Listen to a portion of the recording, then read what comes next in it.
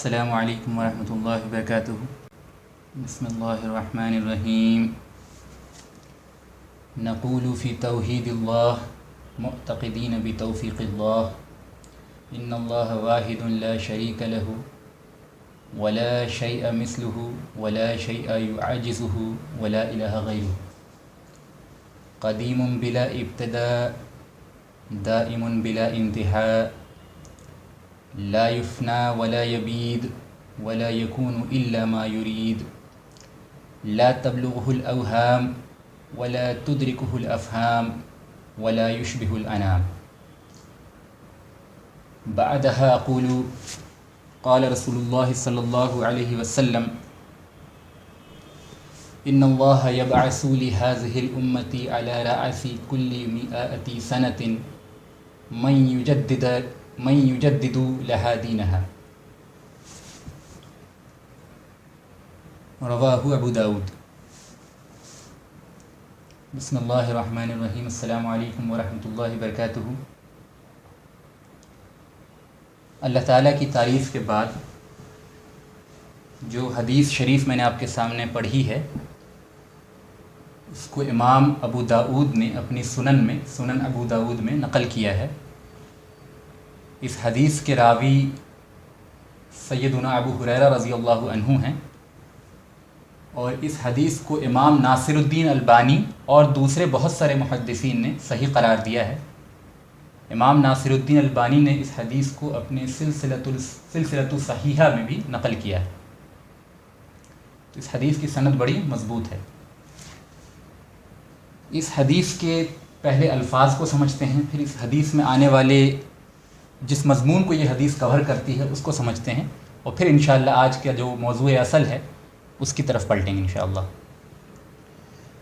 تو اللہ کے رسول صلی اللہ علیہ وسلم فرماتے ہیں ان اللہ، بے شک اللہ، یبعث لہذہ الامۃ، مبعوث فرمائے گا اس امت کے لیے، اللہ تعالیٰ اس امت کے لیے مبعوث فرمائے گا، بھیجے گا یا بھیجتا ہے اس امت کے لیے، علی رأسی کل 100 سنۃ۔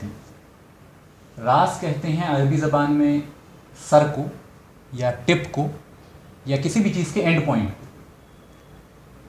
تو اللہ کے رسول صلی اللہ علیہ وسلم فرماتے ہیں کہ اللہ تعالیٰ اس امت کے علی رأسی کل 100 سنۃ، یعنی ہر 100 سال کے اینڈ پہ، ہر 100 سال کے اختتام پہ ایک ایسے شخص کو بھیجے گا، من یجدد لہا دینہا، جو اس امت کی، لہا یہاں جو ہا کی ضمیر ہے وہ امت کی طرف پلٹ رہی ہے، گویا کہ اس امت کی دین کی تجدید کرے۔ اب یہاں پہ ایک ورڈ آیا ہے تجدید، اور تجدید کرنے والے کو مجدد کہا جاتا ہے۔ تجدید کے لیے انگلش زبان میں یا اردو میں تو خیر تجدید ورڈ استعمال ہوتا ہی ہے، لیکن انگریزی زبان میں تجدید کا کوئی یوں کہہ لیجیے کہ ایگزیکٹ ٹرانسلیشن یا ایگزیکٹ متبادل موجود نہیں ہے۔ رف ٹرانسلیشن کے طور پہ ہم یہ کہہ سکتے ہیں کہ تجدید سے مراد ریوائول ہے یا ریفارم ہے، ٹھیک ہے، لیکن یہ اس پورے ورڈ کے صحیح میننگ کو کنوے نہیں کرتی ہے۔ تو اس تجدید کا کیا مطلب ہے اس کو ہم انشاءاللہ سمجھیں گے۔ پہلے ہم رواں ترجمہ اس حدیث کا کرتے ہیں۔ اللہ کے رسول صلی اللہ علیہ وسلم نے فرمایا کہ بے شک اللہ تعالیٰ اس امت میں مبعوث فرمائے گا، بھیجے گا ہر 100 سال کے اخیر میں، یعنی ہر 100 سال کے اختتام پہ ایک ایسے شخص کو جو اس امت کی دین کی تجدید کا کام کرے گا، دین کے ریوائول کا کام کرے گا۔ اچھا، ایک ریکویسٹ یہ ہے کہ کسی بھائی کا شاید مائک آن ہے، تو مجھے پیچھے سے آڈیو کی آواز آ رہی ہے شاید بچوں کی، تو وہ اپنا آڈیو آف کر لیں تاکہ پیچھے سے جو ہے آواز نہ آئے۔ جی، تو تجدید سے مراد کیا ہے؟ تو جیسا کہ بارہا بتایا جا چکا ہے کہ کوئی بھی ورڈ جو ہوتا ہے اس کا ایک لنگوسٹک میننگ ہوتا ہے، ایک شرعی میننگ ہوتا ہے نا۔ تو لغوی اعتبار سے، لنگوسٹک اعتبار سے تجدید کا، ریوائول کا مطلب وہی ہوتا ہے جو ریوائول ہوتا ہے، یعنی رینیو کرنا کسی چیز کو، کسی چیز میں جدت کا پیدا کرنا، ہے نا۔ جس طرح بہت سارے الفاظ جو شریعت کے اندر استعمال ہوتے ہیں ان کا ایک لٹرل میننگ ہوتا ہے، لیکن جو شرعی معنی ہے، میں پھر سے ریکویسٹ کر رہا ہوں، کسی بھائی کا آڈیو آن ہے تو اس کی وجہ سے مجھے پیچھے سے کافی ساری آوازیں آ رہی ہیں، تو جن کا بھی آن ہے وہ اپنے آڈیو کو آف کر لیں. جی تو کسی بھی ورڈ کا ایک لغوی مطلب ہوتا ہے، ایک شرعی مطلب ہوتا ہے. جیسے مثال کے طور پر ہمارے یہاں صلاح یعنی نماز کو صلاح کہا جاتا ہے عربی زبان میں. تو صلاح کا عربی لغوی مطلب ہوتا ہے دعا کرنا بس. لیکن جب شریعت آئی تو اس نے اس وسیع معنی کو ایک محدود معنی پہنایا، اور اب چند ایک مخصوص طریقے سے عبادت کرنے کو ہی صلاح کہا جائے گا.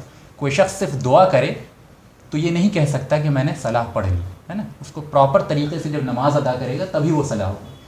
اسی طرح زکوٰۃ جو ہے وہ تزکیہ ورڈ سے نکلا ہے عربی میں، اور اس کا مطلب ہوتا ہے پیوریفیکیشن. لیکن شریعت کے اندر زکوٰۃ ایک خاص قسم کے مالی پیوریفیکیشن کا نام ہے. اس میں بھی ایک خاص نصاب کو فالو کر کے جو انسان اپنے سال بھر کی سیونگز میں سے 2.5% جو ہے وہ اللہ کی راہ میں خرچ کرتا ہے، اس کا ایک پراپر میتھمیٹیکل کیلکولیشن ہے، اس کے ذریعے اگر خرچ کرتا ہے، اس طریقے پر خرچ کرتا ہے تو اس کو زکوٰۃ کہا جائے گا ہے نا. تو ہم دیکھتے ہیں کہ شریعت کی ان بنیادی چیزوں کے اندر بھی جو لغوی معنی ہے اس کا اعتبار صرف نہیں ہوتا، بلکہ شریعت کا ایک اپنا میننگ ہوتا ہے نا. اسی طرح تجدید کا شرعی میننگ کیا ہے؟ لنگوسٹک میننگ تو میں نے آپ کے سامنے رکھ دیا. شرعی میننگ یہ ہے، جیسے کہ ائمہ نے تجدید کو بہت مختلف انداز میں ڈیفائن کیا ہے، اور ان تمام ڈیفینیشن کا لب لباب سمری جو ہے وہ میں آپ کے سامنے رکھ رہا ہوں. وہ سمری ہے کہ منہج نبوی کا احیاء یعنی revival of the methodology of رسول اللہ صلی اللہ علیہ وسلم، یعنی اللہ کے رسول صلی اللہ علیہ وسلم کے طریقہ کار کو دوبارہ زندہ کرنے کا نام احیاء ہے. ٹھیک ہے، تجدید اسی کو کہتے ہیں. ہوسٹ صاحب سے میں ایک ریکویسٹ یہ کروں گا کہ آپ مجھے بتا سکتے ہیں کہ آواز کہاں سے آ رہی، کیونکہ شاید میں ہی محسوس کر رہا ہوں یا اور بھی لوگ محسوس کر رہے ہیں. اچھا اچھا اچھا چلیے خیر. تو نبوی طریقے کا، اللہ کے رسول صلی اللہ علیہ وسلم کا جو مجموعی طریقہ ہے، اس کو ہم محدود کر کے یوں نہ سمجھیں کہ صرف داڑھی رکھنا اور مسواک کرنا اور چند جو آپ صلی اللہ علیہ وسلم کی ظاہری سنتیں ہیں ان کو ریوائیو کرنے کا نام تجدید نہیں ہے، بلکہ مجموعی طور پہ اللہ کے رسول صلی اللہ علیہ وسلم کے طریقے کو ریوائیو کرنے کا نام جو ہے وہ تجدید ہے. تو اب تجدید دو طرح کی ہو سکتی ہے، ریوائیول دو طرح کا ہو سکتا ہے. ایک کلی یعنی فل ریوائیول، کمپلیٹ رسول اللہ صلی اللہ علیہ وسلم کی جو طریقہ ہے وہ ڈائی آؤٹ ہو جائے امت کے اندر سے، اور پھر اس کو ریوائیو کیا جائے مکمل پورے کے پورے آپ صلی اللہ علیہ وسلم کے طریقے کو کے ڈائی آؤٹ ہو جانے کے بعد اس کو ریوائیو کیا جائے، تو اس کو کہیں گے فلی ہے نا، فل ریوائیول.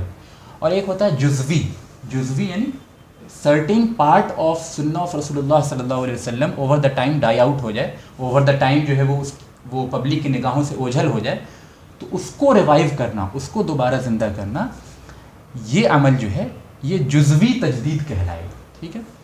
تو اللہ تعالیٰ کا اس امت پہ ایک خاص کرم یہ ہے کہ اس امت میں کبھی بھی کوئی ایسا دور نہیں آیا ہے جس دور میں آپ صلی اللہ علیہ وسلم کے مکمل طریقہ کار کو امت بھولا بیٹھے. ایسا کبھی نہیں ہوا ہے. تو اس امت میں جتنے بھی مجددین آئے ہیں یا جتنے بھی تجدیدی کام ہوں گے وہ جزوی ہوں گے ہے نا، وہ پارٹ وائز ہوں گے، وہ کمپلیٹ نہیں ہوں گے. اس بات کو سمجھ لیجیے. مکمل سنت جو ہے ڈائی آؤٹ آپ صلی اللہ علیہ وسلم کی نہیں ہو سکتی، مکمل آپ صلی اللہ علیہ وسلم کا طریقہ ڈائی آؤٹ نہیں ہو سکتا. اس امت میں جتنے بھی تجدیدی کام ہوں گے وہ کیا ہوں گے؟ جزوی ہوں گے. اب جزوی میں ایک پورشن بھی ہو سکتا ہے، 2 پورشن بھی ہو سکتے ہیں، 10 پورشن بھی ہو سکتے ہیں، لیکن فلی نہیں ہوگا. اس مسئلے کو سمجھ لیجیے. ٹھیک ہے. تو تجدید کا مطلب جیسا کہ عام طور پہ ایک یعنی جو ہمارے یہاں جدید طبقہ ہے، ماڈرنسٹ طبقہ ہے، وہ اس حدیث کو استعمال کر کے یا اس قسم کی احادیث کو استعمال کر کے یہ کہتا ہے کہ اسلام میں ریفارمیشن کی گنجائش ہے. تو اصل میں ریفارمیشن کی گنجائش جو کہا جاتا ہے وہ در حقیقت تجدید ورڈ کے نہ سمجھنے کے نتیجے میں، کیونکہ اگر ہم تجدید ورڈ کو سمجھ جائیں شرعی معنی میں جیسا میں نے آپ کے سامنے بیان کیا، تو در حقیقت تجدید جو ہے احیاء منہج رسول اللہ صلی اللہ علیہ وسلم، منہج رسول اللہ صلی اللہ علیہ وسلم. تو آپ صلی اللہ علیہ وسلم کے منہج کو ریوائیو کرنے کا نام تجدید جب ہے، تو اسلام کے ریوائیول میں، اسلام کی تجدید میں کسی ایکسٹرنل چیز کے انکلکیشن کی کوئی گنجائش نہیں ہے. اگر کوئی شخص یہ دعویٰ کرتا ہے کہ اسلام میں کسی ایکسٹرنل چیز کے انکلکیشن کی ضرورت ہے، کسی ایکسٹرنل چیز کو انکلوڈ کرنے کی ضرورت ہے اس کے ریوائول کے لیے، اس کی تجدید کے لیے، گویا کہ وہ تجدید کا شرعی معنی سے واقف ہی نہیں۔ بات سمجھ گئے؟ تو تجدید کا اصل مطلب ہی ہے کہ to return back to the methodology of رسول اللہ صلی اللہ علیہ وسلم۔ ٹھیک ہے، اس معاملے کو سمجھ لینے کے بعد، اس حدیث کو سمجھ لینے کے بعد ہمارے ذہن میں چند سوال ہوتے ہیں کہ آخر پھر یہ مجددین کون کون ہیں، کون کون لوگ ہیں جو امت کے اندر تجدیدی کام تاریخ میں کیے ہیں۔ تو اب یہ لسٹ تو بڑی لمبی ہو جائے گی، لیکن یہ کہ آپ کے سامنے چند نام جو مشہور نام ہے وہ رکھ دیتا ہوں، جس میں سب سے مشہور نام جو ہے اور جس پہ تقریباً تمام امت کا اجماع ہے وہ یہ کہ پہلے مجدد جو امت کے اندر پیدا ہوئے دور صحابہ کے بعد وہ ہیں عمر بن عبدالعزیز رحمہ اللہ، ہے نا۔ عمر بن عبدالعزیز رحمہ اللہ خلیفہ راشد میں سے کاؤنٹ ہوتے ہیں، تو انہوں نے تجدیدی کام کیا۔ پھر ایک اور شخصیت جن کی طرف مجدد ہونا جو ہے منسوب ہے وہ امام شافعی ہیں، جنہوں نے جو تجدید کا کام کیا وہ فقہ میں کیا ہے، اصول الفقہ میں کیا ہے۔ اصول الفقہ کی پراپر تدوین، سب سے پہلے میتھڈولوجی کا ریٹن ڈسکرپشن، یہ سب سے پہلے امام شافعی نے کیا ہے، کمپلیٹ، یعنی پارشلی اس سے پہلے بھی ہوا تھا لیکن یعنی کمپلیٹ کوڈیفائڈ فارمیٹ میں امام شافعی نے اصول الفقہ میں یہ کام کیا ہے۔ اسی طرح عمر بن عبدالعزیز کا جو تجدیدی کام تھا وہ سیاسی تھا، پولیٹیکل تھا، امام شافعی کا فقہی تھا۔ پھر بعض لوگوں نے امام غزالی کو بھی تصور کیا ہے مجدد کی حیثیت سے، تو ان کا کام پھر دوسرا تھا، ان کا کام تذکیری تھا۔ امام ابن جوزی جو بہت مشہور امام ہیں، ان کا بھی کام جو ہے تذکیری تھا۔ امام ابن تیمیہ رحمہ اللہ جو بہت بڑے مجدد ہیں اور جن پہ بہت بڑے طبقہ امت کے بہت بڑے طبقے کا اس بات پہ اتفاق ہے کہ ابن تیمیہ واقعتاً مجدد ہیں، جن کی پیشن گوئیاں احادیث میں آئی ہیں، ان کڑی میں سے ایک کڑی۔ تو ابن تیمیہ نے جو تجدید کا کام کیا ہے وہ بہت ساری مختلف فیلڈز میں کیا ہے، عقیدے میں کیا ہے، سیاست میں کیا ہے، تذکیر میں کیا ہے، اور وہ بہت سارے معاملات کے اندر جو ہے انہوں نے کیا ہے۔ فلاسفہ فلاسفرز کے رد میں بھی انہوں نے بہت بڑا کام کیا ہے۔ پھر اسی طرح شیخ عبد القادر جیلانی بہت بڑے مجدد میں سے ہیں امت کے اندر۔ تو یہ چند ایگزامپلس میں نے آپ کے سامنے رکھ دی ہیں تاکہ آپ کے ذہن میں مجددین کا کانسیپٹ جو ہے کچھ حد تک آ جائے۔ تو ان باتوں کو سمجھ لینے کے بعد اب ہم اس حدیث کی میں جو ایک کڑی کا بیان ہے کہ مجددین کے ایک سلسلے کا بیان ہے، اس سلسلے کی ایک اہم کڑی کا ذکر کرنے جا رہے ہیں، یعنی حجت الاسلام، مجدد اکبر، سلطان العلماء، سید الاولیاء، شیخ الشیوخ، شاہ ہند شاہ ولی اللہ محدث دہلوی رحمہ اللہ، یعنی ان کا ذکر خیر جو ہے اب انشاءاللہ یہاں سے شروع ہوتا ہے۔ پہلے میں نے مناسب سمجھا کہ تجدید کے سلسلے میں چند اصولی باتیں آپ کے سامنے واضح ہو جائیں، تو اب ہم شاہ ولی اللہ دہلوی رحمہ اللہ کے تذکرے کی طرف بڑھتے ہیں۔ چلیے اس بات کو سمجھ لینے سے پہلے، یعنی شاہ ولی اللہ دہلوی کی زندگی کو سمجھنے سے پہلے میں ایک کلیریفیکیشن دینا چاہوں گا، کیونکہ اتنی بڑی ہستی ہیں، اتنے بڑے کام ہیں، اور ظاہر ہے میرے پاس وقت جو ہے محدود ہے، اتنی لمبی تقریر میں نہیں کر سکتا جس سے پبلک بور ہو جائے، ٹھیک ہے۔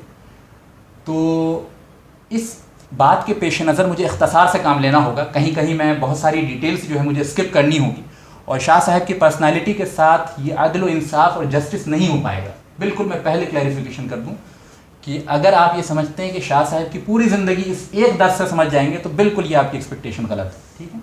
اتنی بڑی ہستی کو ایک درس میں مجھ جیسے کم علم کے لیے یعنی ان تمام باتوں کا احاطہ کر پانا اتنی بڑی ہستی کا یہ ممکن نہیں، ٹھیک۔ لیکن اپنے حد تک جو بھی آپ یعنی شاہ صاحب کی جو پرسنالٹی ہے ان کا ایک خاکہ جتنی حد تک اللہ تعالیٰ چاہے گا میں آپ کے سامنے پیش کر دوں گا، ایک بات۔ دوسری بات، شاہ صاحب کے تذکرے سے پہلے سمجھنا ضروری ہے جو میں آپ کے سامنے بیان کر دوں، اور میری اس بات سے ہو سکتا ہے کہ آپ میں سے چند لوگوں کو اختلاف ہو، اور وہ یہ کہ سرزمین ہند پہ، بلکہ یوں کہہ لیجئے کہ بر صغیر پہ اللہ رب العالمین کے جتنے بھی احسانات ہیں ان تمام احسانات میں سب سے بڑا احسان جو اللہ رب العالمین نے اس خطۂ زمین پہ کیا ہے وہ چار احسانات اللہ کے اس خطے پہ ایسے ہیں کہ اللہ کے تو کروڑوں احسانات ہیں، ہر خطے پہ ہر انسان کے اوپر ہے، یعنی اللہ کی نعمتوں کا احاطہ تو انسان اپنی زبان سے تو کر ہی نہیں سکتا، نہ اس کو کاؤنٹ کر سکتا ہے، لیکن اللہ رب العالمین کا سب سے بڑا احسان جو اس خطۂ زمین پہ ہوا ہے وہ 4 ہے، ٹھیک ہے، میری اپنی سمجھ کے مطابق۔ آپ اختلاف کر سکتے ہیں، آپ میں سے بعض لوگوں کو شاید یہ بات پسند نہ آئے۔ وہ 4 سب سے بڑے احسان کیا ہیں اللہ کے؟ 2 سیاسی ہیں، 2 علمی ہیں۔ سیاسی احسان کے طور پہ اللہ رب العالمین کے دو سب سے بڑے احسان اس دور میں، یعنی اس دور نہیں بلکہ اس خطۂ زمین پہ بر صغیر پہ، وہ دو ہستیاں ہیں، ایک محمود غزنوی، ایک اورنگزیب عالمگیر رحمہم اللہ۔ ٹھیک ہے، اس میں میں جانتا ہوں کہ چند لوگوں کو اس بات سے اختلاف ہوگا، لیکن پورے شرح صدر سے اور پوری امانت کے ساتھ آپ کے سامنے یہ بات بیان کرتا ہوں کہ آپ اگر اسلامی حمیت رکھتے ہیں اور اسلام کی جو بنیادی تعلیمات ہیں ان سے بخوبی واقفیت رکھتے ہیں، اور پھر تاریخ کا یوں سمجھ لیجئے کہ غیر جانبدارانہ آپ اسٹڈی کرتے ہیں، تو آپ بھی اسی نتیجے پہ پہنچیں گے۔ اور میں چاہتا تو اس بات کو اسکپ کر جاتا ہے، لیکن پھر میں اس بات کو خیانت سمجھتا ہوں کہ میں آپ کے سامنے اس بات کو بیان نہ کروں جو میں اپنے تئیں جو ہے حق سمجھتا ہوں۔ لہٰذا سیاسی طور پہ اللہ رب العالمین کا دو سب سے بڑا احسان جو ہے ان دو ہستیوں کے روپ میں ہندوستان پہ ہوا۔ علمی میدان میں اللہ تعالیٰ نے سب سے بڑا جو احسان کیا اس روئے زمین پہ وہ دو ہستیاں ہیں، ان میں سے ایک امام ربانی سید احمد سرہندی مجدد الفسانی رحمہ اللہ ہے، اور دوسرے سب سے بڑے احسان بلکہ ان سے بھی بڑے احسان جو ہیں وہ اللہ تعالیٰ کا تب ہوا جب اللہ تعالیٰ نے اس خطے میں شاہ ولی اللہ دہلوی رحمہ اللہ کو پیدا کرنے کا ارادہ فرمایا۔ تو یہ اللہ تعالیٰ کے چار سب سے بڑے احسان اس خطے پہ ہوں۔ جی، تو اس سے پہلے کہ ہم شاہ ولی اللہ دہلوی رحمہ اللہ کو انٹروڈیوس کرائیں اور ان کے بارے میں اپنی چھوٹی زبان سے چند باتیں آپ کے سامنے رکھوں، میں اس بات کو زیادہ مناسب سمجھتا ہوں کہ امت کے جو اکابرین ہیں، بڑے بڑے علماء جو ہیں، جو بڑی بڑے نام ہیں امت کے اندر، انہوں نے شاہ صاحب کے بارے میں جو باتیں کہی ہیں اس کا ایک چھوٹا سا خاکہ آپ کے سامنے پیش کر دیا جائے۔ تو چار اسٹیٹمنٹ میں آپ کے سامنے بیان کروں گا جو شاہ صاحب رحمہ اللہ کے تعلق سے امت کے بڑے بڑے علماء نے بیان فرمائے ہیں۔ بہت سارے اسٹیٹمنٹ بیان کیے جا سکتے ہیں، لیکن میں نے چونکہ اختصار پیش نظر ہے، شارٹ میں بتانا ہے، تو میں چار پہ ہی جو ہے اکتفا کروں گا۔ پہلا نام جو اس میں آتا ہے نواب صدیق حسن خان صاحب، بھوپال کے رہنے والے تھے اور علماء اہل حدیث میں بر صغیر میں سب سے بڑے عالم ہیں، اور تمام علماء حدیث جو ہیں، اہل حدیث جو ہیں اس خطے کے، وہ ان کی امامت پہ متفق ہیں۔ وہ فرماتے ہیں کہ اگر شاہ ولی اللہ دہلوی کا وجود سلف کے دور میں ہوتا، بڑی گہری بات ہے، آپ سمجھ لیجیے، اس سے شاہ صاحب کا مقام سمجھ میں آتا ہے۔ تو نواب صدیق حسن خان صاحب بھوپالی فرماتے ہیں کہ اگر شاہ صاحب کا وجود سلف کے دور میں ہوتا تو شاہ ولی اللہ دہلوی امام الائمہ اور تاج المجتہدین شمار ہوتے۔ یعنی فرماتے ہیں کہ اگر شاہ ولی اللہ دہلوی امام ابو حنیفہ، امام شافعی، امام مالک، امام احمد بن حنبل، امام سفیان ثوری، امام عبداللہ بن مبارک، امام الاوزاعی وغیرہ کے زمانے میں پیدا ہوتے تو بھی شاہ صاحب جو ہیں ان حضرات کے درمیان بھی امام الائمہ اور تاج المجتہدین شمار ہوتے۔ اب اس سے یعنی یہ اتنی بڑی، یعنی جو شخص بھی اسلامی تاریخ سے، علمی تاریخ سے واقف ہے، وہ جانتا ہے کہ یہ بہت بڑا کمپلیمنٹ ہے، بہت بڑا کمپلیمنٹ ہے۔ ٹھیک ہے، دوسرا قول میں آپ کے سامنے بیان کرتا ہوں شبلی نعمانی صاحب کا۔ شبلی نعمانی کو اردو ادب کے تمام لوگ جانتے ہیں اور علماء کے حلقے کے بھی تمام لوگ جانتے ہیں۔ تو وہ فرماتے ہیں کہ امام ابن تیمیہ، یہ شبلی نعمانی کا اسٹیٹمنٹ میں بیان کر رہا ہوں، کہ وہ فرماتے ہیں کہ امام ابن تیمیہ اور ابن رشد کے انتقال کے بعد مسلمانوں میں جو عقلی اور علمی انحطاط شروع ہوا، ڈاؤن فال شروع ہوا، تو اس لحاظ سے پھر یہ امید باقی نہیں رہی کہ کوئی شخص بھی دل و دماغ میں اس بلندی تک پہنچ پائے گا جس بلندی پہ امام رازی، امام غزالی، ابن رشد وغیرہ پہنچے تھے۔ لیکن اللہ تعالیٰ کو اپنی قدرت کا نمونہ دکھانا تھا، لہٰذا شاہ ولی اللہ دہلوی جیسی شخصیت بر صغیر میں، ہندوستان میں پیدا ہوئی، جن کے باریک نقطے اور جن کی دقیق مضامین کے سامنے امام غزالی، امام رازی، امام ابن رشد کے کارنامے پھیکے پڑ گئے۔ یہ اب آپ سمجھ لیجئے کہ جو لوگ بھی اسلام کی علمی تاریخ سے واقف ہیں، یہ بہت بڑا کمپلیمنٹ ہے، اور یہ کوئی مبالغہ آرائی نہیں ہے، یہ محبت کے نتیجے میں کہی ہوئی بات نہیں ہے۔ جو شخص بھی شاہ ولی اللہ دہلوی کے تمام تصانیف کا بغور مطالعہ کرے گا وہ بالکل اسی نتیجے پہ پہنچے گا۔ ایک اور ہستی کا قول میں آپ کے سامنے نقل کرتا ہوں، اس کو میں سمجھتا ہوں کہ ہندوستان کا کوئی بھی علمی گھرانہ نہیں ہے جو اس ہستی کے بارے میں نہیں جانتا ہو۔ وہ ہیں بانی دیوبند، دارالعلوم دیوبند کے بانی مولانا قاسم نانوتوی رحمہ اللہ۔ یعنی دارالعلوم دیوبند جو ہندوستان کا سب سے بڑا مدرسہ ہے اس وقت، اس کے جو بانی ہیں قاسم نانوتوی صاحب، اور جو دیوبند سے فارغ علماء ہوتے ہیں ان کے ساتھ جو قاسمی لگا ہوتا ہے وہ انہی کی نسبت سے لگتا ہے۔ تو وہ فرماتے ہیں کہ اگر پورے روئے زمین، پورے ہندوستان کی تاریخ میں، یعنی ہند کی تاریخ میں اللہ تعالیٰ صرف شاہ ولی اللہ دہلوی کو ہی اس خطے میں پیدا فرماتا، کسی اور عالم کو پیدا نہیں فرماتا، تو بھی یہ بات ہندوستان کے فخر کے لیے کافی تھی۔ یہ شاہ صاحب کا مقام و مرتبہ ہے جو بانی دیوبند قاسم نانوتوی صاحب فرماتے ہیں۔ اب ایک اور یعنی آخری بات، جو آخری سٹیٹمنٹ جو خود شاہ صاحب کے بہت بڑے استاد، جو شاہ صاحب کے مدینے کے اندر استاد تھے، اور میں آپ کو بتا دوں کہ اس زمانے میں ان کو شیخ الاسلام کہا جاتا تھا مدینے کے اندر، اور وہ امام دار الہجرہ فی عصرہ ہی کہے جاتے تھے، یعنی اپنے زمانے کے امام دار الہجرہ تھے وہ۔ اگرچہ اصلی معنوں میں امام دار الہجرہ جو ہے اگر صرف ورڈ استعمال کیا جائے تو اس سے مراد امام مالک کی ذات ہوتی ہے، لیکن اپنے زمانے میں امام دار الہجرہ سمجھے جاتے تھے اور شیخ الاسلام سمجھے جاتے تھے، اور شافعی علماء میں پوری دنیا کے سب سے بڑے عالم تھے وہ شیخ ابو طاہر محمد بن ابراہیم کردی، جو مدینہ کے بہت بڑے عالم ہیں، بہت بڑے عالم ہیں، اور شاہ صاحب کے ٹیچر تھے۔ شاہ صاحب نے علم حدیث ان سے حاصل کیا تھا۔ تو وہ فرماتے ہیں شاہ ولی اللہ دہلوی کے بارے میں، اپنے اسٹوڈنٹ کے بارے میں اتنی بڑی بات فرماتے ہیں کہ شاہ ولی اللہ مجھ سے الفاظ حدیث سیکھتا ہے، شاہ ولی اللہ مجھ سے حدیث کے الفاظ کو سیکھتا ہے، اور میں حدیث کے معنی کو شاہ ولی اللہ سے سیکھتا ہوں۔ یہ استاد کا اپنے اسٹوڈنٹ کے بارے میں فرمانا بہت بڑا کمپلیمنٹ ہے، ٹھیک ہے۔ تو یہ کچھ اقوال تھے جو امت کے اکابرین نے فرمائے ہیں شاہ ولی اللہ دہلوی کے بارے میں، اس سے شاہ صاحب کا مقام جو ہے وہ سمجھ میں آتا ہے۔ تو اب اس سے پہلے کہ ہم شاہ ولی اللہ دہلوی کی زندگی کا بغور مطالعہ شروع کریں، میں چاہتا ہوں کہ جس زمانے میں شاہ ولی اللہ دہلوی کی پیدائش ہوئی، اس زمانے کا جو سیاسی پس منظر تھا، اس زمانے کی جو صورتحال تھی، وہ آپ کے سامنے تھوڑی سی رکھ دی جائے۔ یعنی اس زمانے میں ہندوستان کی جو سیاسی کنڈیشن تھی، اس زمانے میں جو اخلاقی کنڈیشن تھی ہندوستان کی، اس زمانے میں جو عقائد و رسوم و رواج جو اس زمانے میں ہندوستان میں رائج تھے، ان کا بیان جو ہے آپ کے سامنے ہو جائے۔ تو اس کو بیان کرنے کے لیے، سیاسی حالت کو بیان کرنے کے لیے، میں آپ کو مولوی ذکاء اللہ صاحب ایک بہت بڑے مورخ ہیں، اور ان کی کتاب جو ہے وہ تاریخ ہندوستان، جو لوگ ہسٹری اور اردو ادب سے اچھا ذوق رکھتے ہیں وہ جانتے ہیں تاریخ ہندوستان کے بارے میں، اور آپ میں سے شاید بہت سے لوگوں نے پڑھا بھی ہوگا یا کم سے کم نام ضرور سنا ہوگا۔ تو مولوی ذکاء اللہ جو ہے اس زمانے کی، شاہ ولی اللہ دہلوی کی پیدائش کے زمانے میں جو صورتحال تھی، سیاسی صورتحال، اس کا ذکر فرماتے ہیں تاریخ ہندوستان میں۔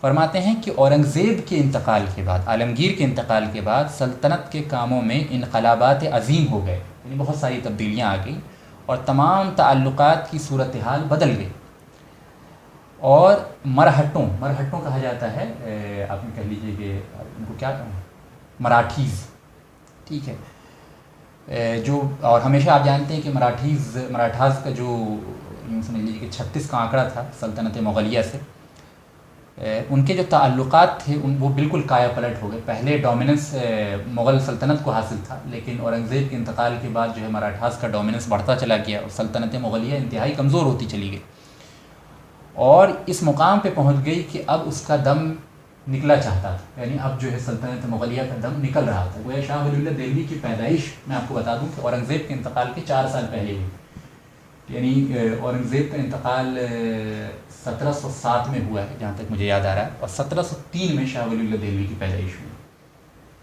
تو اس وقت جو ہے سیاسی طور پہ جب شاہ ولی اللہ دہلوی نے ہوش سنبھالا اپنا، تو سیاسی طور پہ سلطنت مغلیہ جو ہے وہ ڈاؤن فال کے زمانے میں تھی۔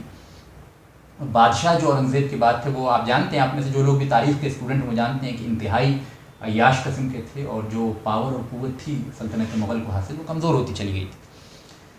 تو یعنی اس زمانے میں جو معاملہ تھا اس کا تھوڑا سا یہاں بیان ہو رہا ہے۔ سیار المتاخرین ایک اور تاریخ کی کتاب ہے، اس میں یہ بات لکھا ہوا ہے کہ بادشاہ چونکہ بے عزم اور کم ہمت تھے، عیش و عشرت میں مشغول ہو گئے تھے، تو صرف بادشاہ انہی کاموں پہ توجہ دیا کرتے تھے جو انتہائی ضروری ہوتا تھا۔ یعنی آپ سمجھ لیجیے کہ بادشاہوں کا عالم یہ تھا کہ عیاشی، یعنی سلطنت ایک ایسا کام ہے کہ اگر اس کو عیاشی کے ساتھ کلب کر دیا جائے تو اس کا ڈاؤن فال لازمی ہے۔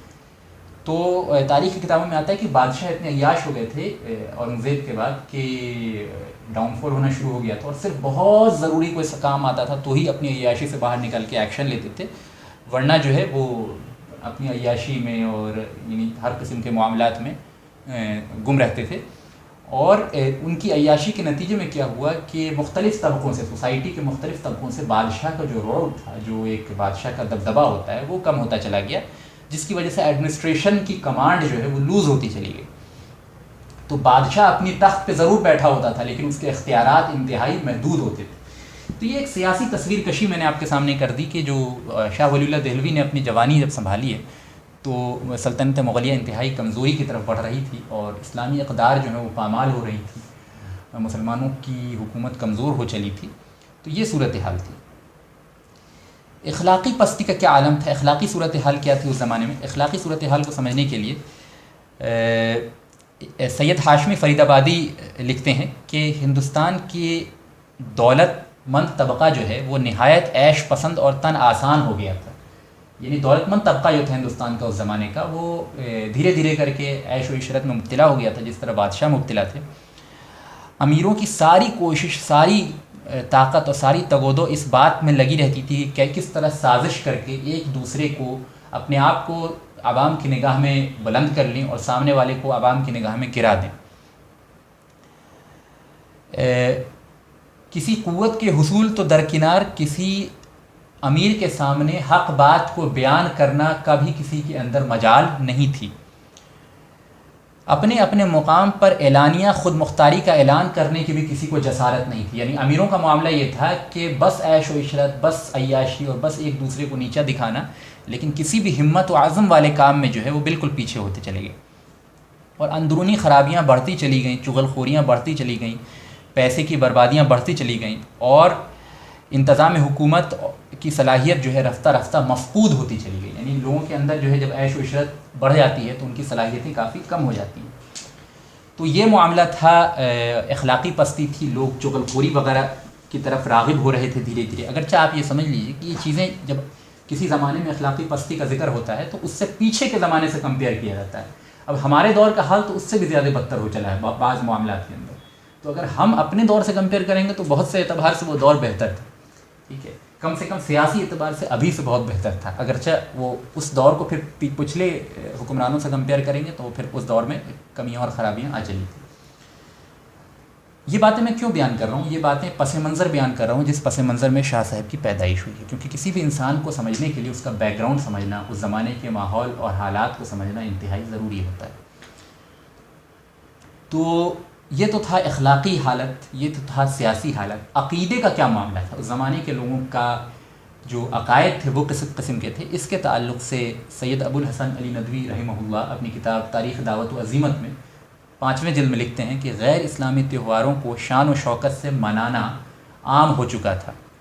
بیماریوں کو دفع کرنے کے لیے ارواح خبیثہ یعنی برے روحوں کی مدد اور بعض اوقات دیوی دیوتاؤں کی رضا جوئی اور خوف اور چچک کی بیماری میں ان دیوتاؤں کی پوجا، اولیاء و صالحین سے منتیں ماننا، قربانیاں کرنا ان کے نام پہ، اولیاء اور نیک بیویوں کے نام سے روزے کی نیت کرنا، اور اپنے مقاصد کی تکمیل کے لیے غیر اللہ کے آگے نظر و نیاز کرنا بھی اس زمانے میں رائج ہو چکا تھا. ٹھیک ہے، یہ اخلاقی پستی کو بیان کیا جا رہا ہے.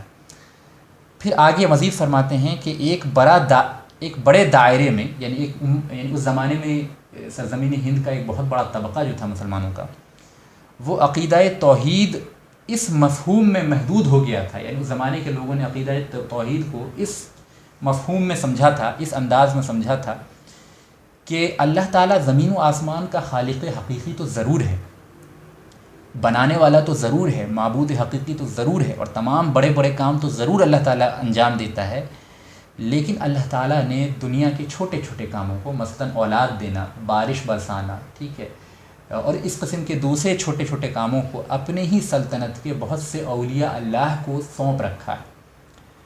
لہٰذا اللہ ان کاموں کی پورتی کے لیے، یعنی اولاد کے ہونے کے لیے، بارش کے ہونے کے لیے، یا اس طرح کے دوسرے جو چھوٹے چھوٹے کام ہیں ان کے ہونے کے لیے ان اولیاء اللہ کو خوش کرنا ضروری ہو. میں آپ کو صحیح باتیں نہیں بتا رہا ہوں، آپ سمجھیں اس زمانے کے عقائد کی ترجمانی کر رہا ہوں. ٹھیک ہے، یہ مت سمجھیں کہ یہ باتیں صحیح ہے جو میں بتا رہا ہوں، یہ باتیں انتہائی غلط ہیں، شرک پہ مبنی ہیں، لیکن یہ باتیں اس زمانے میں رائج ہو چلی تھی. لہٰذا لوگ یہ سمجھتے تھے کہ ان اولیاء اللہ کی روحوں کو، ان بزرگوں کی روحوں کو خوش کیے بغیر ان چھوٹے چھوٹے کاموں کو ادا نہیں کیا جا سکتا، اور لوگ یہ سمجھتے تھے کہ شرک یہ ہے کہ صرف اللہ کے برابر کسی کو سمجھا جائے، اگر اللہ کے علاوہ کسی کو خالق و معبود سمجھا جائے تو شرک ہے، ورنہ اگر اللہ کے نیک بندوں سے دعائیں اور حاجت روائی کے لیے ہاتھ بڑھایا جائے تو یہ شرک نہیں ہے۔ یہ اس زمانے میں لوگوں کا تصور تھا، جس کی وجہ سے وہ شرک میں مبتلا تھے، جیسا کہ علی میاں ندوی رحمہ اللہ لکھتے ہیں۔ اور یہ آپ دیکھتے ہیں کہ موجودہ دور میں بھی افسوس کی بات یہ ہے کہ امت کے اندر ایک طبقہ ہے اور بعض لوگ ایسے ہیں جن کے یہ عقائد ہیں، اور انہیں جب سمجھایا جاتا تو پھر وہ طرح طرح کی تعویلات کرتے ہیں۔ لیکن واقعہ یہی ہے کہ آگے یہ بات آ جائے گی جب شاہ صاحب کی عقیدے پہ جو کام ہے اس کو میں آپ کے سامنے بیان کروں گا، تب اس بات کو مزید تفصیل کے ساتھ آپ کے سامنے رکھوں گا۔ لیکن فی الحال کے لیے میں آپ کو بس اتنا بتاتا چلوں کہ یہ کام بھی شرک تھا اور یہ عام ہو چکا تھا، اور اس پہ شاہ صاحب نے کیا کام کیا ہے وہ میں انشاءاللہ آگے آپ کے سامنے بیان کر دوں گا۔ تو یہ بتانا اس لیے ضروری تھا کہ اس زمانے کی جو عقائد تھے امت کے اندر وہ آپ کے سامنے واضح ہو جائیں، یہ بات بھی واضح ہو جائے کہ اس زمانے میں امت کا ایک عظیم طبقہ قرآن کو سمجھنے سے بالکل عاری تھا، یعنی قرآن سے بالکل بہت دوری تھی۔ علماء نے بھی اس طریقے سے قرآن سے جوڑنے کی کوشش نہیں کی تھی، ہندوستان کے اندر اکا دکا کوششیں ہوئی تھیں، لیکن عوام الناس عام طور پہ قرآن سے کوسوں دور تھی، اور قرآن تو پھر بھی وہ تلاوت کے لیے اور رسوم رواج کے لیے اور عبادات کے لیے پڑھ لیا کرتے تھے، عربی وغیرہ پڑھ لیا کرتے تھے، ناظرہ وغیرہ پڑھ لیا کرتے تھے، احادیث کا تو کوئی چرچا ہی نہیں تھا اس خطے زمین پہ۔ اور جیسا کہ مفتی تقی عثمانی صاحب اپنی بخاری کی شرح انعام الباری میں لکھتے ہیں کہ شاہ ولی اللہ دہلوی وہ پہلے بزرگ ہیں برصغیر میں جو باضابطہ ایک سسٹمیٹک وے میں علم حدیث کو حجاز سے ہندوستان لے کے آئے، ورنہ اس سے پہلے علم حدیث کا یہاں رواج اس طریقے سے نہیں تھا، اور اس کو بھی ہم آگے انشاءاللہ تفصیلی طور پہ بیان کریں گے آپ کے سامنے۔ تیسری چیز یہ تھی کہ اس کا یہ مطلب نہیں تھا کہ یہاں دینداری کا ماحول نہیں تھا، یہاں دینداری کا بہت ماحول تھا اور نیک نیتی لوگوں کے اندر بہت تھی، اور امت کا ایک بہت بڑا طبقہ کم سے کم ظاہراً دیندار تھا۔ ابھی جس طرح بے دینی پھیلی ہوئی ہے، لوگ اپنے آپ کو دین سے ایسوسیٹ کرنے میں شرم محسوس کرتے ہیں، اس طرح کا معاملہ نہیں تھا، بلکہ اس زمانے میں تو دینداری سے ہی ایسوسیٹ کرنا فخر کی بات سمجھی جاتی تھی، اگرچہ دینداری کے معانی و مطالب جو ہیں وہ ذرا مختلف ہو گئے تھے۔ اس کی وجہ بھی یہ ہے کہ ہندوستان میں جو بھی اسلام آیا، اگرچہ ہندوستان میں سب سے پہلے جو اسلام آیا وہ محمد بن قاسم کے ذریعے آیا رحمہ اللہ، لیکن جو اصلاً اسلام ہندوستان میں پھیلا ہے وہ در حقیقت ایران اور ترکیوں کے، ایرانیوں یعنی فارسی النسل مسلمانوں کے ذریعے اور ترکیوں کے ذریعے پھیلا۔ اس کے نتیجے میں کیا ہوا کہ اسلام تو پھیلا لیکن یہاں کی عقائد اور رسوم و رواج جو ہیں ان کی جڑ نہیں کٹ پائی۔ اس کے نتیجے میں کیا ہوا کہ چونکہ ایران ہمیشہ سے علوم عقلیہ کا مرکز رہا ہے، یعنی علوم شریعہ نہیں، علوم عقلیہ کا، فلاسفرز کا اور منطق والوں کا، اور یعنی اس قسم کے جتنے علوم ہیں، گریک فلاسفی کا جو اسلامک ورژن ہے، جو مسلم ورژن ہے، اس کا بھی مرکز ایران رہا ہے ایک زمانے تک۔ تو ان وجوہات کے بنا پہ جو اسلام ہندوستان آیا تھا اس پہ ایرانیت کا اثر بہت زیادہ تھا، اور تصوف کی بگڑی شکل ہندوستان میں بہت رائج تھی۔ پھر میں کہہ دوں آپ کے سامنے کہ تصوف کی بگڑی شکل، اب یہ یہاں پہ موضوع نہیں ہے، یہ بیان کرنا موضوع نہیں ہے کہ تصوف کس حد تک اسلام سے مناسبت رکھتا ہے اور تصوف کا کون سا پہلو اسلام کے مخالف ہے، یہ یہاں پہ موقع نہیں ہے، کیونکہ پھر اب میں اس میں چلا جاؤں گا تو پھر شاہ صاحب کی پوری زندگی بچی رہ جائے گی۔ تو اس کو ابھی ہم درکنار کرتے ہیں، بس یوں سمجھ لیجیے کہ ہندوستان میں اس زمانے میں جو رائج دین تھا وہ تصوف کی بگڑی شکل تھی۔ تصوف، ایک تصوف تو وہ ہے جو امام غزالی اور امام شیخ عبد القادر جیلانی وغیرہ کے ہاں معروف و مشہور ہے، اور وہ تصوف خیر والا تصوف ہے، اس میں سنت کے ایلیمنٹ زیادہ ہیں، اس کی بنیاد زہد و تقوی ہے۔ لیکن ایک تصوف وہ ہے جس کا اصل مرکز ایران اور خراسان اور ترکوں کے ہاں، اور پھر یہ کہ اس کی جو بگڑی ہوئی شکل ہے وہ ہندوستان میں بہت رائج تھی، جس کے نتیجے میں کیا ہوا تھا کہ یہاں دینداری بالعموم ظاہراً موجود تھی، لیکن دین کے نام پہ انتہائی یعنی بدعات و خرافات بہت زیادہ رائج تھیں، عام تھی۔ اس کا مطلب یہ نہیں ہے کہ اہل حق یہاں نہیں تھے، لیکن کم تھے تعداد میں، اور اس کا مطلب یہ بھی نہیں ہے کہ یہاں علم کے چرچے نہیں تھے، علم کے چرچے بھی تھے، باضابطہ نصاب وغیرہ پڑھایا جاتا تھا، لیکن ان کی تعداد ذرا کم تھی۔ ٹھیک ہے، تو میں سمجھتا ہوں کہ یہ مسئلہ جو ہے کور ہو گیا کہ شاہ ولی اللہ دہلوی رحمہ اللہ کی پیدائش سے پہلے اس خطۂ زمین کا کیا معاملہ تھا۔ آگے چلتے ہیں۔ اب شاہ صاحب رحمہ اللہ کی پیدائش ایسے ماحول میں ہوئی تھی. 1 منٹ کا میں وقفہ دے رہا ہوں اس وقت، کیونکہ ظاہر ہے کہ تھوڑا تھوڑا وقفہ 1 منٹ کا میں دوں گا بیچ میں. تو اس وقفے میں اگر جس موضوع پہ میں نے بات کری اس موضوع میں کسی خاص بات کو سمجھنے میں دقت ہوئی تو پوچھ لیں، ورنہ مت پوچھیں. سوال آخر میں رکھیں. 1 منٹ کا میں وقفہ لے رہا ہوں، انشاءاللہ پھر سے شروع کروں گا.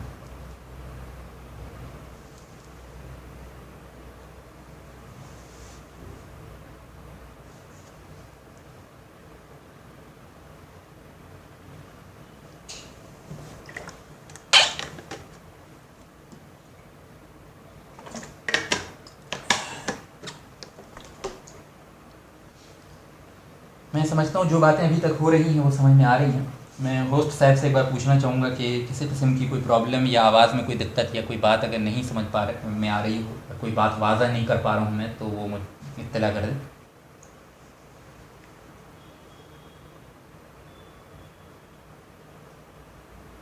چلیے انشاءاللہ. تو جی آگے چلتے ہیں. تو ایسے موقع تھا، ایسی صورتحال تھی جس میں شاہ صاحب کی پیدائش ہوئی. تو شاہ صاحب کے خاندان کے تعلق سے یہ سمجھ لیجیے کہ شاہ صاحب کے والد جو تھے شیخ شاہ عبد الرحیم رحمہ اللہ، یہ خود بہت بڑے فقہ حنفی کے عالم تھے اپنے زمانے کے، اور یہ ایک مدرسہ چلایا کرتے تھے جو انہی کے نام کی نسبت سے مدرسہ رحیمیہ کہلاتا تھا. عبد الرحیم نام تھا ان کا، تو ان کی نسبت سے یہ مدرسہ رحیمیہ کہلاتا تھا. اور اسی مدرسے میں بعد میں شاہ صاحب رحمہ اللہ جو ہے وہ تدریس کا کام اسی مدرسے میں آپ نے کیا. تو اب جو آپ کسی سے بھی پوچھیں گے مدرسہ رحیمیہ تو اس کے ذہن میں شاہ ولی اللہ دہلوی کی میں جائے گی سامنے، لیکن اصلاً یہ مدرسہ ان کے والد صاحب شاہ عبد الرحیم صاحب نے کھولا تھا. اور شاہ عبد الرحیم فقہ حنفی کے بہت بڑے عالم تھے. اور اورنگزیب عالمگیر رحمہ اللہ کے زمانے میں جو فتاوائے عالمگیری، ایک فقہ حنفی کی بر صغیر میں بہت بڑی کتاب ہے، ہندوستان میں رائج ہے. فقہ حنفی کے جو بھی عالم یہاں پہ اگر کوئی موجود ہوں تو وہ جانتے ہیں بہت اچھے طریقے سے، اور عام طور پہ بہت یعنی مقبول کتاب ہے یہ. اس کی تدوین جو ہوئی ہے، اس کا جمع جو کرنا ہوا ہے، وہ گروپ آف اسکالرس نے کیا ہے اورنگزیب عالمگیر کے زمانے میں. تو ان اسکالرس میں شاہ عبد الرحیم صاحب بھی شامل تھے. تو اس سے پتہ یہ چلتا ہے کہ یہ خاندان پہلے سے بھی علمی گھرانہ تھا، کوئی کسی جاہل گھر میں شاہ ولی اللہ دہلوی پیدا نہیں ہوئے تھے. ایک اور خاص بات جو شاہ صاحب کی ہے وہ یہ کہ شاہ ولی اللہ دہلوی کو ایک شرف ایسا حاصل ہے جو بہت خاص ہے، اور وہ یہ کہ 30 جنریشنز پیچھے جا کے شاہ ولی اللہ دہلوی کا جو نسب ہے، جو شجرہ ہے، وہ عمر بن خطاب رضی اللہ عنہ سے جا کے ملتا ہے. عربی خاندان تھا شاہ ولی اللہ دہلوی کا، اور 8ویں صدی ہجری میں ان کا خاندان جو ہے وہ اس علاقے سے یعنی بلاد الشام وغیرہ سے ہجرت کر کے ہندوستان میں آ کے آباد ہوا تھا. تو منگولوں کے اور تاتائیوں کا جب حملہ شروع ہوا تو ان کے خاندان کے بزرگ جو ہیں اس علاقے کو چھوڑ کے ہجرت کر کے ادھر ہندوستان آ گئے تھے. تو ان کے جو یعنی 30 جنریشن میں جا کے یہ سلسلہ عمر بن خطاب رضی اللہ عنہ سے ملتا ہے. اور شاہ صاحب یہ سارا تذکرہ جو ہے خود اپنی کتاب انفاس العارفین میں ذکر فرماتے ہیں.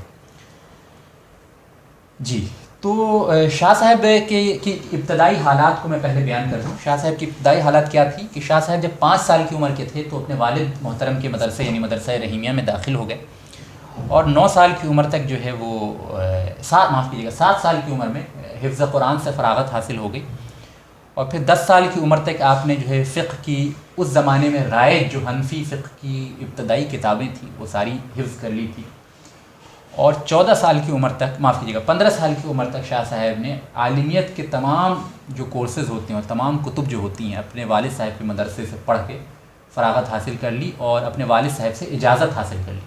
گویا 15 سال کی عمر میں ہی مسند تدریس پہ یعنی ٹیچر کی حیثیت سے شاہ ولی اللہ دہلوی اپنے والد صاحب کے ہی انسٹیٹیوٹ میں اپنے والد صاحب کے مدرسے میں ایز اے ٹیچر بحال ہو گئے. یہ آپ کی ذہانت، آپ کے علمی مقام، آپ کی بلند فکری اور آپ کی ذہانت، آپ کا اپنے آپ میں منفرد ہونا کوئی مزید واضح کرتا ہے کہ 15 سال کا بچہ تو بچہ ہوتا ہے. 15 سال کے بچے کو تو طریقے سے اردو بولنے نہیں آتی ہمارے یہاں. 15 سال کا بچہ جو ہے طریقے سے یعنی عربی میں بات تو چھوڑی دیجیے، ہمارے یہاں تو عربی پڑھنے کا رواج ہی نہیں ہے، لیکن صحیح طریقے سے وہ حدیث کا تلفظ نہیں کر سکتا ہے 15 سال کا بچہ ہمارے یہاں. لیکن شاہ صاحب جو ہے اس زمانے میں فقہ کے، منطق کے، طب کے اور قرآن کے اسکالر بن چکے تھے. ٹھیک ہے, تو یہ آپ کی خاصیت کو بیان کرتا ہے. جب شاہ صاحب کی عالمیت کمپلیٹ ہوئی تو ان کے والد صاحب بہت خوش ہو گئے اور انہوں نے ایک بہت اچھی دعوت کا جو ہے اہتمام کیا. 15 سال کی عمر میں شاہ صاحب نے ہی مشکات شریف کا درس دینا شروع کر دیا اور والد صاحب سے صحیح بخاری سے لے کر جتنی معروف و مشہور احادیث کی کتابیں ہیں وہ سب کی سب جو ہے وہ پڑھی اور ان میں سند حاصل کی اور اس میں اجازت حاصل کر لی. اجازت ایک کانسیپٹ ہوتا ہے, اجازت جس کو عربی میں کہتے ہیں. ہمیشہ سے علماء اسلام میں یہ رائج رہا ہے کہ کوئی بھی نتھو غیرہ اٹھ کے جو ہے وہ اپنی مرضی سے دین کی تعلیم و تربیت کا کام شروع نہیں کر سکتا انلیس یو آر سرٹیفائڈ. جس طرح ڈاکٹر مطلب میں اگر کہوں کہ میں نے خوب پریکٹس کی ہے اور خود سے جو ہے میڈیکل کی کتابیں پڑھ لی ہے, لہٰذا میں کلینک کھول کے اب لوگوں کا علاج کروں گا, آپریشن کروں گا, تو مجھ پہ کیس ہو جائے گا. ظاہر سی بات ہونا بھی چاہیے بغیر ڈگری کے اگر میں یہ کام شروع کر دوں. تو اسی طرح جو اسلامی علوم ہے اس میں کوئی شخص جو ہے وہ بغیر سند کے ٹیچنگ اگر کرنا شروع کر دے تو اس کو اچھا نہیں مانا جاتا تھا کبھی بھی, کیونکہ اس سے کیا ہوتا تھا کہ you have absolutely no proof of your authenticity, مطلب آپ کچھ بھی اپنے مرضی سے پڑھا سکتے ہیں. تو ہمیشہ سے اہل اسلام میں یہ رواج رہا ہے اجازت کہ جب آپ کسی ایک مشہور متقن ٹیچر سے جس کو اتقان حاصل ہے اپنے سبجیکٹس کے اوپر, وہ آپ کو کوئی چیز پڑھائے اور آپ اس کے بنائے ہوئے ٹیسٹ کو اچھے طریقے سے پاس کر جائیں تو پھر وہ اجازت دے دیتا ہے کہ ہاں اب تم اس سبجیکٹ کو پڑھا سکتے ہیں. ایک تو اجازت ہوتی ہے کنوے کرنے کا, ہے نا, سند, اور ایک اجازت ہوتی ہے تدریس کی. تو تدریسی اجازت جو ہوتی ہے زیادہ بڑی ہوتی ہے, یعنی کنوے کرنے کی اجازت جو ہے وہ ہم میں سے بہت سے لوگ یعنی بہت سے لوگوں کو حاصل ہوتی ہے. بہت سے اہل مدارس ہوں گے وہ اس بات کو سمجھتے ہیں کہ بہت سی کتابیں ہیں, بہت سی احادیث ہیں جس کو کنوے کرنے کی اجازت حاصل ہوتی ہے لیکن اس کو پڑھانے کی اجازت حاصل نہیں ہوتی, پڑھانے کی اجازت الگ ہوتی ہے. تو یہ اجازت بھی شاہ صاحب کو 15 سال کی عمر میں ہی حاصل ہو گئی تھی. تو یہ شاہ صاحب کا ابتدائی تذکرہ ہے. شاہ صاحب کی اولادوں میں چونکہ 5 اولادیں ہیں شاہ صاحب کی, شاہ ولی اللہ دہلوی کی, 14 سال کے اخیر میں, 15 سال جب آپ کی عمر ہوئی اسی وقت آپ کے والد صاحب نے آپ کا نکاح کرا دیا. اور چونکہ انہوں نے میچورٹی دیکھی کہ 15 سال میں شاہ ولی اللہ دہلوی کے اندر وہ میچورٹی, وہ بلوغت اور وہ یعنی اس کو کہہ سکتے ہیں کہ ذہنی ارتقاء کا ایک مقام ہوتا ہے جس کے ذریعے ان کے والد صاحب سمجھ گئے کہ اب یہ فیملی سنبھالنے کے لائق ہو چکا ہے. تو شاہ ولی اللہ دہلوی کا نکاح 15 سال کی ہی عمر میں ان کے والد صاحب نے 14 سال کے اخیر میں ہی کرا دیا.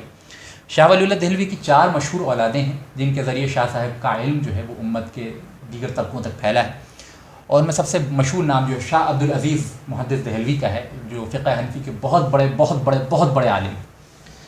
پھر شاہ رفیع الدین ہیں, بہت بڑے عالم ہیں. شاہ عبد القادر ہیں. یہ 2 نام جو میں نے ابھی بیان کیے یہ قرآن کے ترجموں میں بھی بہت مشہور ہیں, اور اردو کے جو تراجم ہیں قرآن کے ان میں سب سے پہلا ترجمہ انہی 2 حضرات نے کیا ہے اور ہندوستان کے مختلف علاقوں میں ترجمہ کر کے بھیجا ہے. اس زمانے میں اردو زبان اپنی ابتدائی دور میں تھی. اور ایک شاہ عبد الغنی صاحب ہیں. یہ 4 مشہور اولادیں ہیں, 4 لائق اولادیں ہیں شاہ ولی اللہ دہلوی کی, جن کے ذریعے جو ہے ان کا علم امت کے باقی طبقوں میں پھیلا. تو یہ معاملات ہیں. چلیے آگے چلتے ہیں. شاہ صاحب رحمہ اللہ 15 سال سے 30 سال کی عمر تک اسی خطۂ زمین میں ہندوستان میں درس و تدریس کا کام کرتے رہے, اور آپ نے اپنے ذریعے سے بہت سے لوگوں کو دین کی طرف دعوت دی اور جو بھی کام کیا. لیکن شاہ صاحب کی زندگی میں اصل موڑ جو آیا ہے, اصل چینجنگ پوائنٹ جو آیا ہے وہ سفر حج آیا ہے. یعنی جب آپ نے حج کے لیے سفر کیا تو اس موقع پہ آپ کو حرم شریف کا اور حجاز کی جو صورتحال تھی, حجاز کا جو ماحول تھا وہ اتنا پسند آ گیا کہ شاہ صاحب نے ارادہ کر لیا کہ اب وہ ہندوستان کو چھوڑ کے حجاز میں ہی قیام پذیر ہو جائیں گے, قیام اختیار کر لیں گے, سکونت اختیار کر لیں گے. اس کے نتیجے میں کیا ہوا کہ شاہ صاحب, جیسے کہ علی میاں ندوی لکھتے ہیں کہ شاہ صاحب کی علمی, فکری اور دعوتی و تجدیدی زندگی میں حجاز مقدس کا سفر اور قیام ایک تاریخ ساز واقعہ اور ان کی کتاب زندگی کا ایک نیا باب اور حد فاصل ہے. حجاز کے اس طویل قیام میں جو 1 سال سے زیادہ رہا, یعنی 1 سال سے زیادہ آپ جو ہیں وہ مدینہ منورہ اور مکہ مکرمہ میں رہے, اور اس دور میں یہ میں ایڈیشنل آپ کو انفارمیشن دے رہا ہوں, اس دور میں جو شاہ ولی اللہ دہلوی نے مشاہدات کیے, جو قلبی کیفیات سے گزرے, جو خواب وغیرہ دیکھا ہے ان علاقوں میں, ان کو اپنی کتاب فیوض الحرمین میں ذکر کرتے ہیں. ٹھیک ہے, یہ بڑی دقیق کتاب ہے شاہ صاحب. تو بہرحال تو علی میاں ندوی آگے لکھتے ہیں کہ جو 1 سال سے زیادہ رہا, ان کی ذہنی و علمی ارتقاء میں شاہ ولی اللہ دہلوی نے وہ منازل طے کیے جو بظاہر ہندوستان میں ممکن نہ تھا, اور اس کے لیے حرمین ہی جیسی مرکزی و عالمی جگہ درکار تھی۔ اس سفر میں انہوں نے علم حدیث کا وسیع اور گہرا مطالعہ کیا اور دنیا بھر کے مختلف شیخوں سے مشائخ سے علم حدیث میں خوب فائدہ اٹھایا۔ جی، تو یہ شاہ صاحب کا حجاز کا سفر جو تھا وہ اس کے نتیجے میں کیا ہوا کہ شاہ ولی اللہ دہلوی نے اب تک تو شاہ صاحب نے جو بھی علم حاصل کیا تھا وہ بڑے بڑے فقہائے احناف جو ہندوستان کے اندر تھے ان سے حاصل کیا تھا، لیکن جب آپ حجاز میں قیام فرمائے تو آپ نے بڑے بڑے مالکی علماء، بڑے بڑے حنبلی اسکالرس، بڑے بڑے شافعی اسکالر، بڑے بڑے محدثین اور بہت بڑے بڑے اسکالر سے جو ہے علم حاصل کیا، فیض حاصل کیا۔ آپ اپنی ذہانت اور علمی مقام میں تو اتنے بلند مقام پہ تھے ہی کہ چیزوں کو جلدی اخذ کرتے تھے۔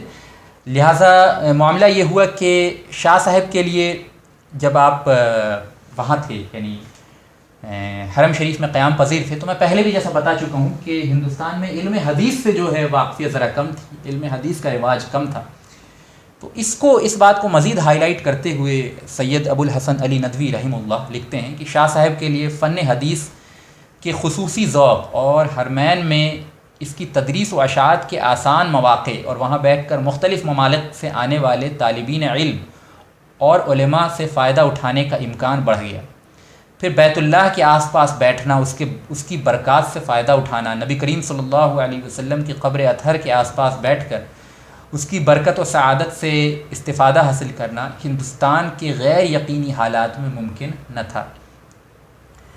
سلطنت اسلام کے اکھڑتے ہوئے قدم اور غیر ملکی طاقتوں کے روزانہ یعنی اقدام سے کہ بے چینی بھرے انوائرمنٹ سے نکل کے حجاز میں جب شاہ ولی اللہ دہلوی نے قیام اختیار کیا تو آپ کے دل میں یہ خیالات پیدا ہونے لگے کہ اب وہ ہندوستان چھوڑ کر حجاز میں ہی قیام پذیر ہو جائیں، حجاز میں ہی سکونت اختیار کر لیں۔ تو جب آپ نے یہ ارادہ فرما لیا تو آپ نے اپنے بھائیوں کو خط وغیرہ دے کے روانہ بھی کر دیا کہ آپ لوگ جائیں اور گھر والوں کو انفارم کر دیں کہ اب میں جو ہے ایک عرصہ دراز تک یہیں رہوں گا۔ اس کے بعد کیا ہوا کہ شاہ ولی اللہ دہلوی نے ایک خواب دیکھا، اور یہ ٹرننگ پوائنٹ ہے ان کی زندگی کا۔ یہ آپ مدینہ منورہ میں خواب دیکھا جس میں اللہ کے رسول صلی اللہ علیہ وسلم کی زیارت جو ہے شاہ ولی اللہ دہلوی کو نصیب ہوئی، اور اللہ کے رسول صلی اللہ علیہ وسلم نے خواب میں ارشاد فرمایا ان مراد الحق فیک، کہ بے شک اللہ تعالیٰ کا ارادہ تمہارے بارے میں یہ ہو چکا ہے ان یجمع شملا من شمول الامتی امتی مرحومتی بکر، کہ اس امت مرحومہ کی ایک خاص شیرازہ بندی اللہ رب العالمین تمہارے ذریعے سے اس سرزمین پہ یعنی آپ صلی اللہ علیہ وسلم نے اشارہ کیا ہند کی طرف، اس سرزمین پہ اللہ تعالیٰ تمہارے ذریعے سے اس امت مرحومہ کی خاص شیرازہ بندی کرے گا، خاص تجدیدی کام لے گا۔ اس خواب کو دیکھنے کے بعد یہ خواب مسلسل شاہ ولی اللہ دہلوی کو ریکر ہونے لگا، کئی بار آپ نے یہ خواب دیکھا۔ پھر ایک خواب میں شاہ ولی اللہ دہلوی نے یہ بھی دیکھا کہ امام حسن اور حسین دونوں تشریف لائے ہیں، اور دونوں نے ایک قلم شاہ ولی اللہ دہلوی کو خواب میں دیا ہے، اور قلم دے کے ارشاد فرماتے ہیں کہ یہ ہمارے نانا محترم کا قلم ہے، یعنی اللہ کے رسول صلی اللہ علیہ وسلم کا قلم ہے، اور یہ انہوں نے تمہیں دیا ہے۔ تو جب شاہ ولی اللہ دہلوی نے یہ خواب دیکھا تو اس زمانے میں حجاز کے جتنے بڑے بڑے علماء تھے، علماء تعبیر جو خواب کی تعبیر کیا کرتے ہیں، ان سے جب آپ نے جو ہے استفادہ کیا، ان سے پوچھا، تو سب لوگوں نے متفقہ طور پہ یہی بتایا کہ اللہ تعالیٰ تمہارے ذریعے سے کوئی علمی ایسا کام لے گا جو اللہ تعالیٰ کی تقدیر میں مقرر ہو چکی ہے۔ ٹھیک ہے، اس کے بعد شاہ ولی اللہ دہلوی نے ارادہ کیا ہندوستان واپس آنے کا، اور اس واپس آنے کے بعد جو تجدیدی کام کیا ہے شاہ ولی اللہ دہلوی نے، اس کو اصلاً ہم یہاں بیان کریں گے آپ کے سامنے۔ تو شاہ ولی اللہ دہلوی اس کے بعد واپس آ گئے ہندوستان، اور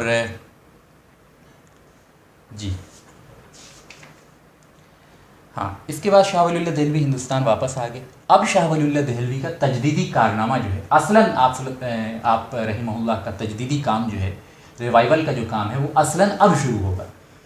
تو شاہ ولی اللہ دہلوی نے جو بھی تجدیدی کام کیا ہے اس کو میں نے بنیادی طور پہ 6 حصے میں بانٹا جا سکتا ہے۔ معاف کیجیے گا، میں نے نہیں بانٹا یہ بات، یہ بہت سے مورخین نے بیان کیا ہے۔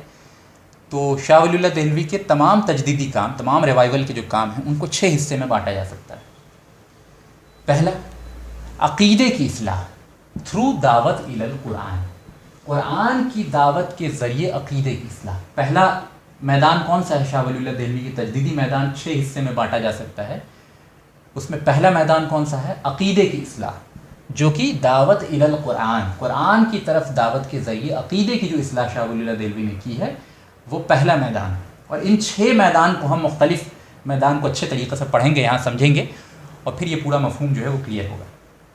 دوسرا کام جو تجدیدی آپ نے کیا ہے وہ حدیث و سنت کی اشاعت ہے، اور جو رائج الوقت فقہ ہے، یعنی جو بڑے بڑے فقہی اسکول آف تھاٹ ہیں، یعنی حنفی، شافعی، حنبلی اور مالکی، ان کے درمیان تطبیق دینے کا اور حدیث کی اشاعت کا جو کام شاہ ولی اللہ دہلوی نے کیا، یہ دوسرے نمبر کا شاہ صاحب کا کام ہے.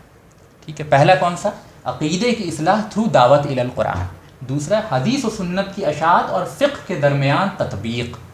ٹھیک ہے. تیسرا مقاصد شریعت اور اسرار دین کی سمجھ، یعنی شریعت کے مقاصد کیا کیا ہیں، دین کے مقصد کیا ہے، دین مجموعی طور پہ انسانوں سے چاہتا کیا ہے، اور دین کے مختلف احکامات جو ہیں ان کے پیچھے کی چھپی ہوئی حکمتیں کیا ہیں، ان کے پیچھے کا مقصد اصل کیا ہے. اس مسئلے پہ شاہ ولی اللہ دہلوی نے تیسرا تجدیدی کام کیا ہے، اور اس مسئلے کو ہم تھوڑا اچھے سے سمجھیں گے کیونکہ اس مسئلے پہ شاہ ولی اللہ دہلوی کی معارکۃ الآراء کتاب جو ہے حجت اللہ البالغہ، یہ شاہ ولی اللہ دہلوی نے اسی تجدیدی کام اور اسی مسئلے پہ جو ہے تصنیف فرمائی. تو اس کا بھی ہم کیس اسٹڈی کریں گے انشاءاللہ تعالیٰ. تو ابھی تک 3 چیزیں کیا کیا ہو گئیں؟ عقیدے کی اصلاح، حدیث و سنت کی اشاعت، اور تیسرا مقاصد شریعت اور دین کے مختلف، یعنی حکمت دین، یوں سمجھیے حکمت دین پہ جو آپ نے کام کیا. چوتھا میدان کون سا ہے شاہ ولی اللہ دہلوی کا؟ چوتھا میدان ہے نظام خلافت کی اہمیت اور خلافت راشدہ کا اسلام میں کیا مقام ہے. ٹھیک ہے، نظام خلافت کی اہمیت اور خلافت راشدہ کا اسلام میں کیا مقام ہے، اس کو ہم سمجھیں گے اپنے مقام پر. ٹھیک ہے. پانچواں کام جو شاہ ولی اللہ دہلوی نے کیا ہے کہ سیاسی انتشار جو اس زمانے میں پولیٹیکل انسٹیبلٹی ہو رہی تھی، جیسا کہ میں نے پہلے بیان کیا آپ کے سامنے، اس پولیٹیکل انسٹیبلٹی میں شاہ ولی اللہ دہلوی نے جو مجاہدانہ کردار ادا کیا ہے وہ ان کا 5واں تجدیدی میدان ہے نا، 5واں فیلڈ آف ریوائول. اور چھٹا اور آخری فیلڈ آف ریوائول ان کا کیا کیا ہے کہ امت کے مختلف طبقات، امت کے جو مختلف سوسائٹی کے مختلف گروہ ہوتے ہیں نا، جیسے بادشاہوں کا گروہ ہے، علماء کا گروہ ہے، کام کرنے والے لوگوں کا گروہ ہے، امیروں کا گروہ ہے، اور پھر یہ کہ مشائخ کا گروہ ہے. تو ہر الگ الگ طبقات ہوتے ہیں امت کے. تو امت کے 8 مختلف طبقات کو مختلف انداز میں دعوت دینا، یہ چھٹا تجدیدی کام جو ہے شاہ ولی اللہ دہلوی نے کیا. تو یہ 6 تجدیدی کام ہیں جن کو ہم تھوڑا قدر تفصیل میں پڑھنے کی کوشش کریں گے. اگرچہ میں دیکھ رہا ہوں وقت اس کی اجازت ذرا کم دے رہا ہے، تو میں صرف ضروری امور پہ سے گزروں گا. میں سمجھتا ہوں ابھی تک جو باتیں ہوئی ہیں آپ لوگوں کو انشاءاللہ تعالیٰ سمجھ میں آ رہی ہوں گی. تو یہ 6 تجدیدی کام ہیں. یہ اوور آل پکچر اپنے ذہن میں رکھیں، یہ پکچر سامنے رہے گی تبھی بات جو ہے اچھے طریقے سے سمجھ میں آئے گی. پہلا کیا ہے؟ پہلا ہے عقیدے کی اصلاح، دعوت الی القرآن. دوسرا حدیث و سنت کی اشاعت. تیسرا مقاصد شریعت اور حکمت دین میں آپ نے جو کام کیا. چوتھا نظام خلافت کی اہمیت اور خلافت راشدہ کی اہمیت. پانچواں سیاسی انتشار کے درمیان شاہ ولی اللہ دہلوی کا مجاہدانہ کردار.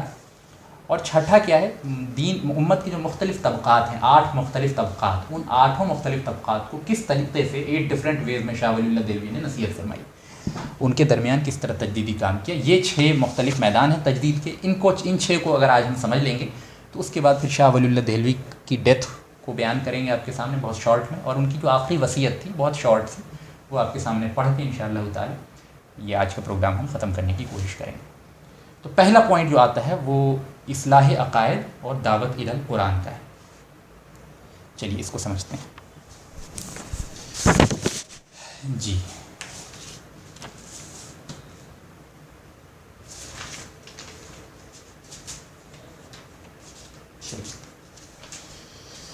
تو جیسا کہ میں نے پہلے بتا دیا کہ اس زمانے میں کس طرح امت کے اندر شرک، یعنی شرک کی کئی شکلیں جو ہیں بر صغیر میں اہل ایمان کے گھرانوں میں، نام نہاد اہل ایمان کے گھرانوں میں عام ہو چلی تھی. تو اس سے پہلے کہ ہم شرک کس طرح پھیلا تھا اور توحید مطلب کا فقدان کس طرح سے تھا، توحید کی اہمیت کو ذرا سا بہت ہی بنیادی الفاظ میں سمجھ لیں.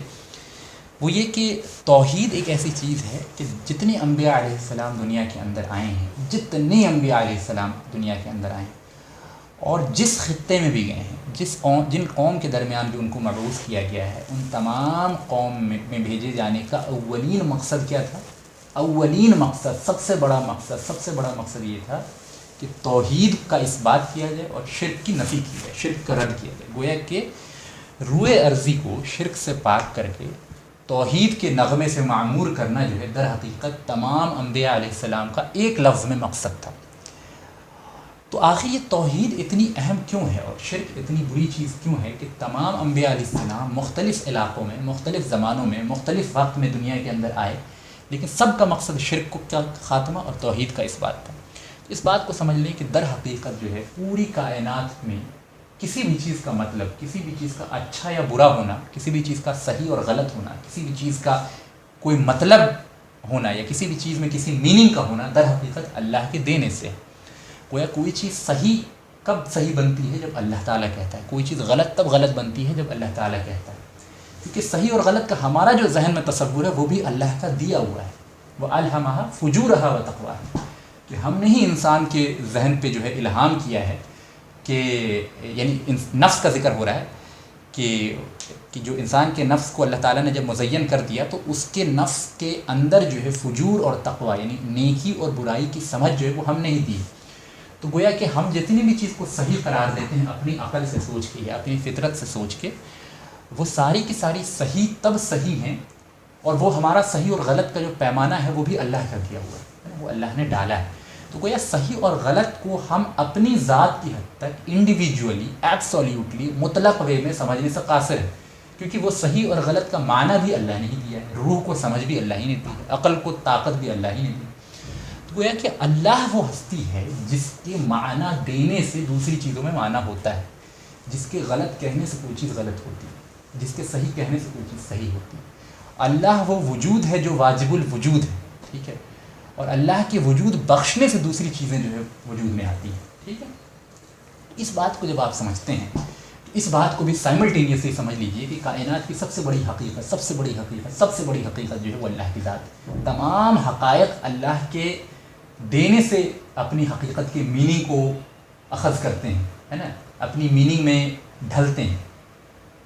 تو جب اللہ کی ذات ہی کائنات کی سب سے بڑی حقیقت ہے تو اللہ کے ما سوا یا اللہ کی ذات کی تحقیر یا اللہ کی ذات کو قبول نہ کرنا، یہ وہ جرم ہے، یہ وہ گناہ ہے، یہ وہ غلطی ہے، یہ وہ خطا ہے جو جس سے بڑی خطا کا تصور ہی نہیں کیا جا سکتا، کیونکہ تمام چیزوں میں میننگ اس کے میننگ دینے سے ہے۔ تو گویا توحید جو ہے پوری کائنات کی اور اللہ تعالیٰ کی بنائی ہوئی ہر شے کے میننگ سے بلند چیز، ٹھیک ہے۔ ہر چیز اچھی تب ہے جب توحید کے ذریعے ہو، اور ہر چیز جو شرک کے ذریعے کی جائے وہ بری ہے، ٹھیک، کیونکہ شرک توحید کی ضد ہے، مد مخالف ہے، شرک جو ہے وہ توحید کی الٹ ہے، اور اللہ رب العالمین کی تحقیر ہے شرک میں، اللہ کی توہین ہے شرک میں، اللہ سے سب سے بڑی بغاوت ہے شرک میں۔ تو اس بات کو سمجھ لینے کے بعد یہ سمجھنا ضروری ہو جاتا ہے کہ تمام مجدد جو دین کے اندر آئیں گے ان کا بھی اولین کام توحید کا اثبات اور شرک کی نفی ہی ہونی چاہیے۔ شرک کی برائی کے تعلق سے اور شرک کے بارے میں ایک چھوٹی سی عبارت میں آپ کے سامنے پڑھ دوں جو ابو الحسن علی ندوی رحمہ اللہ نے بیان کی ہے۔ وہ عبارت یہ ہے کہ شرک اب کوٹ ان کوٹ میں انڈر کوٹیشن پڑھ رہا ہوں، ٹھیک ہے، شرک مختلف شکلوں میں انسان کی سب سے خطرناک اور پرانی بیماری ہے۔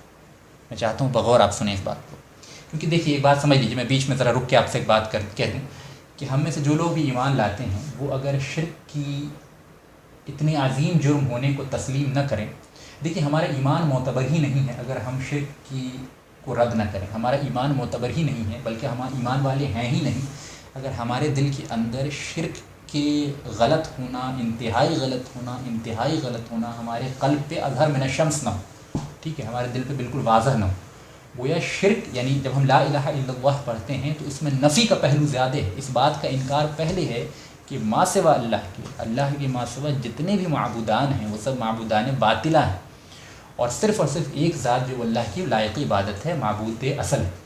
تو در حقیقت شرک کا انکار اور رد شرک جو ہے وہ ایمان کی شرائط میں سے ہے، یعنی آپ یوں سمجھ لیجیے کہ اگر آپ صرف اللہ کو مانتے ہیں اور شرک کا انکار نہیں کرتے، شرک کو انتہائی غلط نہیں سمجھتے، دنیا کا سب سے بڑا ظلم نہیں سمجھتے، دنیا کی سب سے بڑی بغاوت نہیں سمجھتے، تو آپ کا ایمان غیر معتبر ہے. ٹھیک ہے. تو اب چلیے واپس ہم علمیہ ندوی کے اسٹیٹمنٹ کو پڑھتے ہیں. شرک انسان کی سب سے خطرناک اور پرانی بیماری ہے. وہ اللہ کی غیرت اور اس کے غضب کو بھڑکانے کے ماں سوا بندوں کی روحانی اور اخلاقی تمدنی ترقی کی راہ میں سب سے بڑا روڑا ہے. وہ انسان کی قوتوں کا گلا گھونٹ دیتا ہے، انسان کی صلاحیتوں کا خون کرتا ہے، قادر مطلق پر اس کی یقین، اس کی خود اعتمادی اور خود شناسی کا خاتمہ کر دیتا ہے. سمیع اور بصیر، صاحب قدرت و علم، صاحب مغفرت و محبت والے خدا کے محفوظ و مستحکم پناہ سے نکال کر اس کے لامحدود صفات اور نہ ختم ہونے والے خزانوں کے فوائد سے محروم کر کے کمزور و عاجز و فقیر و حقیر مخلوق کے سامنے پناہ لینے پہ مجبور کر دیتا ہے جن کی جھولی میں کچھ بھی نہیں. یہ بہت ہی جامع تعریف ہے اور بہت ہی عقلی دلیل ہے شرک کے رد میں. ٹھیک ہے. تو شرک کی تعریف آپ نے سمجھ لی. آگے چلتے ہیں. تو اب شاہ ولی اللہ دہلوی اپنی کتاب تفہیمات میں، تفہیمات الہیہ شاہ صاحب کی بہت ہی مشہور کتاب ہے، بہت یعنی شاہ صاحب کی ہر کتاب اپنے آپ میں معرکۃ الآراء ہے، لیکن تفہیمات جو ہے خاص اس میں مقام رکھتی ہے. تو شاہ صاحب لکھتے ہیں اپنی کتاب تفہیمات میں کہ نبی کریم صلی اللہ علیہ وسلم کی حدیث ہے کہ تم مسلمان بھی آخر کار اپنے سے پہلی امتوں کے طریقے کو اختیار کر لو گے. جہاں جہاں انہوں نے قدم رکھا ہے وہاں تم بھی قدم رکھو گے، حتیٰ کہ وہ اگر کسی گوہ کے بل میں جا کر گھسے ہیں تو تم بھی انہی کے پیچھے چلے جاؤ گے. یہ حدیث اللہ کے رسول صلی اللہ علیہ وسلم کی، اور یہ شاہ صاحب اپنی کتاب تفہیمات میں نقل فرماتے ہیں. تو صحابہ کرام رضی اللہ عنہم اجمعین نے پوچھا کہ یا رسول اللہ صلی اللہ علیہ وسلم، پہلی امتوں سے آپ کی مراد یہود و نصارہ ہے؟ تو آپ صلی اللہ علیہ وسلم نے فرمایا جی بالکل. اس حدیث کو بخاری و مسلم نے روایت کیا. آگے تفہیمات الہی میں شاہ صاحب لکھتے ہیں کہ اللہ کے رسول صلی اللہ علیہ وسلم نے کتنا ہی سچ فرمایا. یہ بات ہم نے اپنی آنکھوں سے دیکھی ہے کہ ضعیف الایمان مسلمان دیکھے ہیں جنہوں نے صلحاء کو یعنی نیک لوگوں کو اربابا من دون اللہ بنا لیا ہے. یہ بہت افسوس کی بات ہے کہ شاہ ولی اللہ دہلوی اپنے زمانے کے بارے میں کہہ رہے ہیں. یہ بات ہمارے زمانے میں بھی دیکھی جا سکتی ہے. آگے لکھتے ہیں یہود و نصارہ کی طرح اپنی اولیاء کے قبروں کو سجدہ گاہ بنا لیا ہے. بالکل واضح الفاظ میں شاہ صاحب لکھتے ہیں.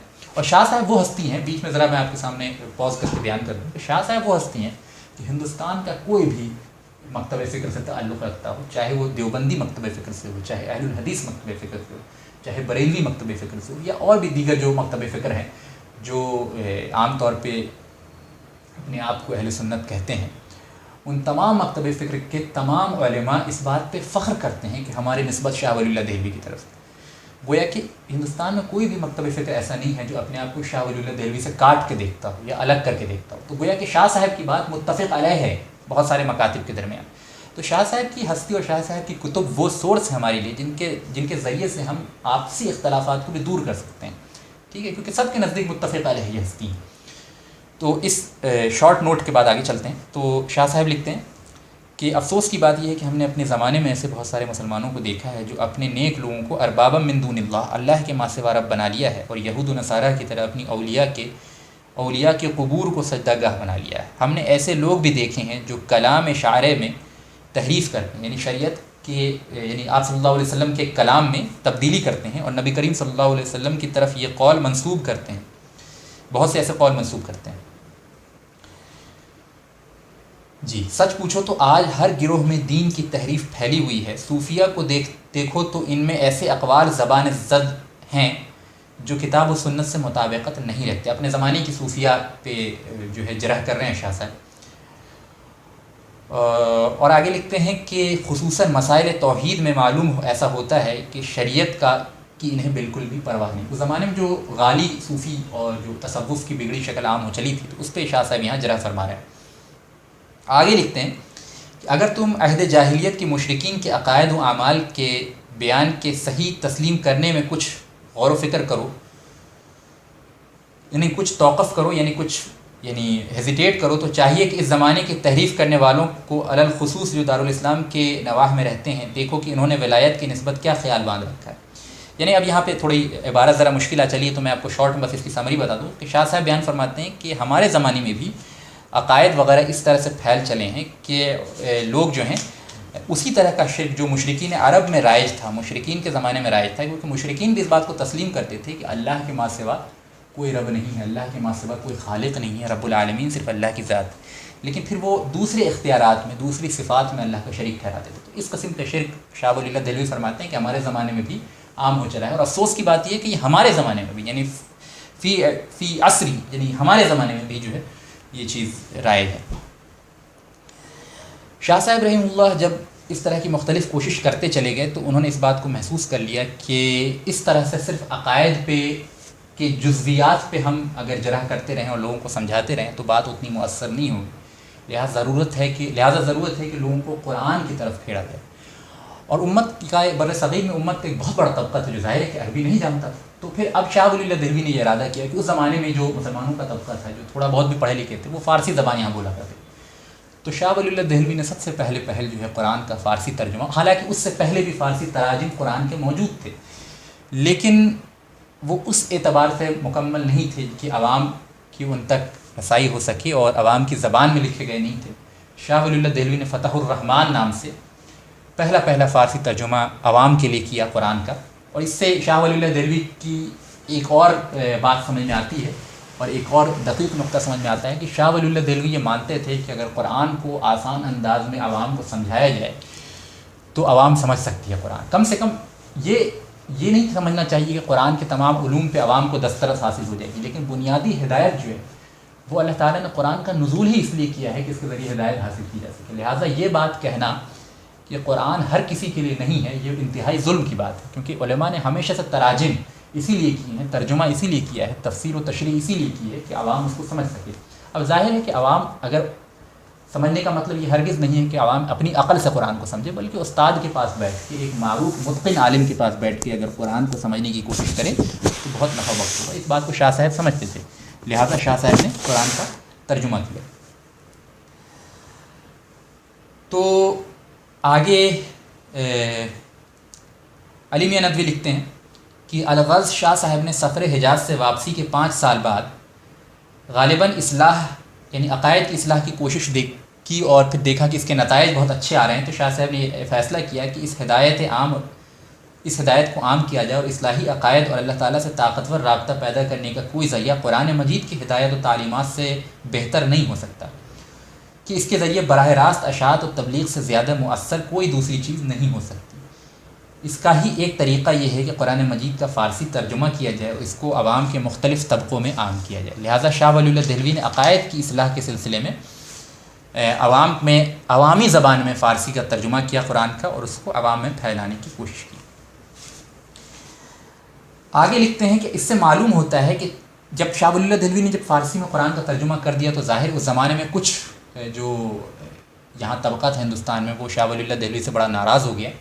ان کے نزدیک یہ قرآن کی توہین اور بے حرمتی تھی کہ انہوں نے جو ہے وہ قرآن کا ترجمہ کیا، اور ان کے نزدیک یہ بات غلط تھی کہ عوام کو قرآن سمجھایا جائے. ہر زمانے میں گمراہ قسم کے لوگوں کی یہ باتیں ہوتی ہیں، لیکن شاہ ولی اللہ دہلوی ہر اعتبار سے اپنے زمانے ہی میں نہیں بلکہ یوں سمجھ لیجیے کہ ہندوستان میں کوئی ایسی ہستی علمی مقام میں شاہ صاحب سے اوپر نہیں پیدا ہوئی. الحمدللہ پورے شرح صدر سے یہ بات کہی جا سکتی ہے. تو شاہ صاحب اس فیصلے میں بالکل حق پہ تھے.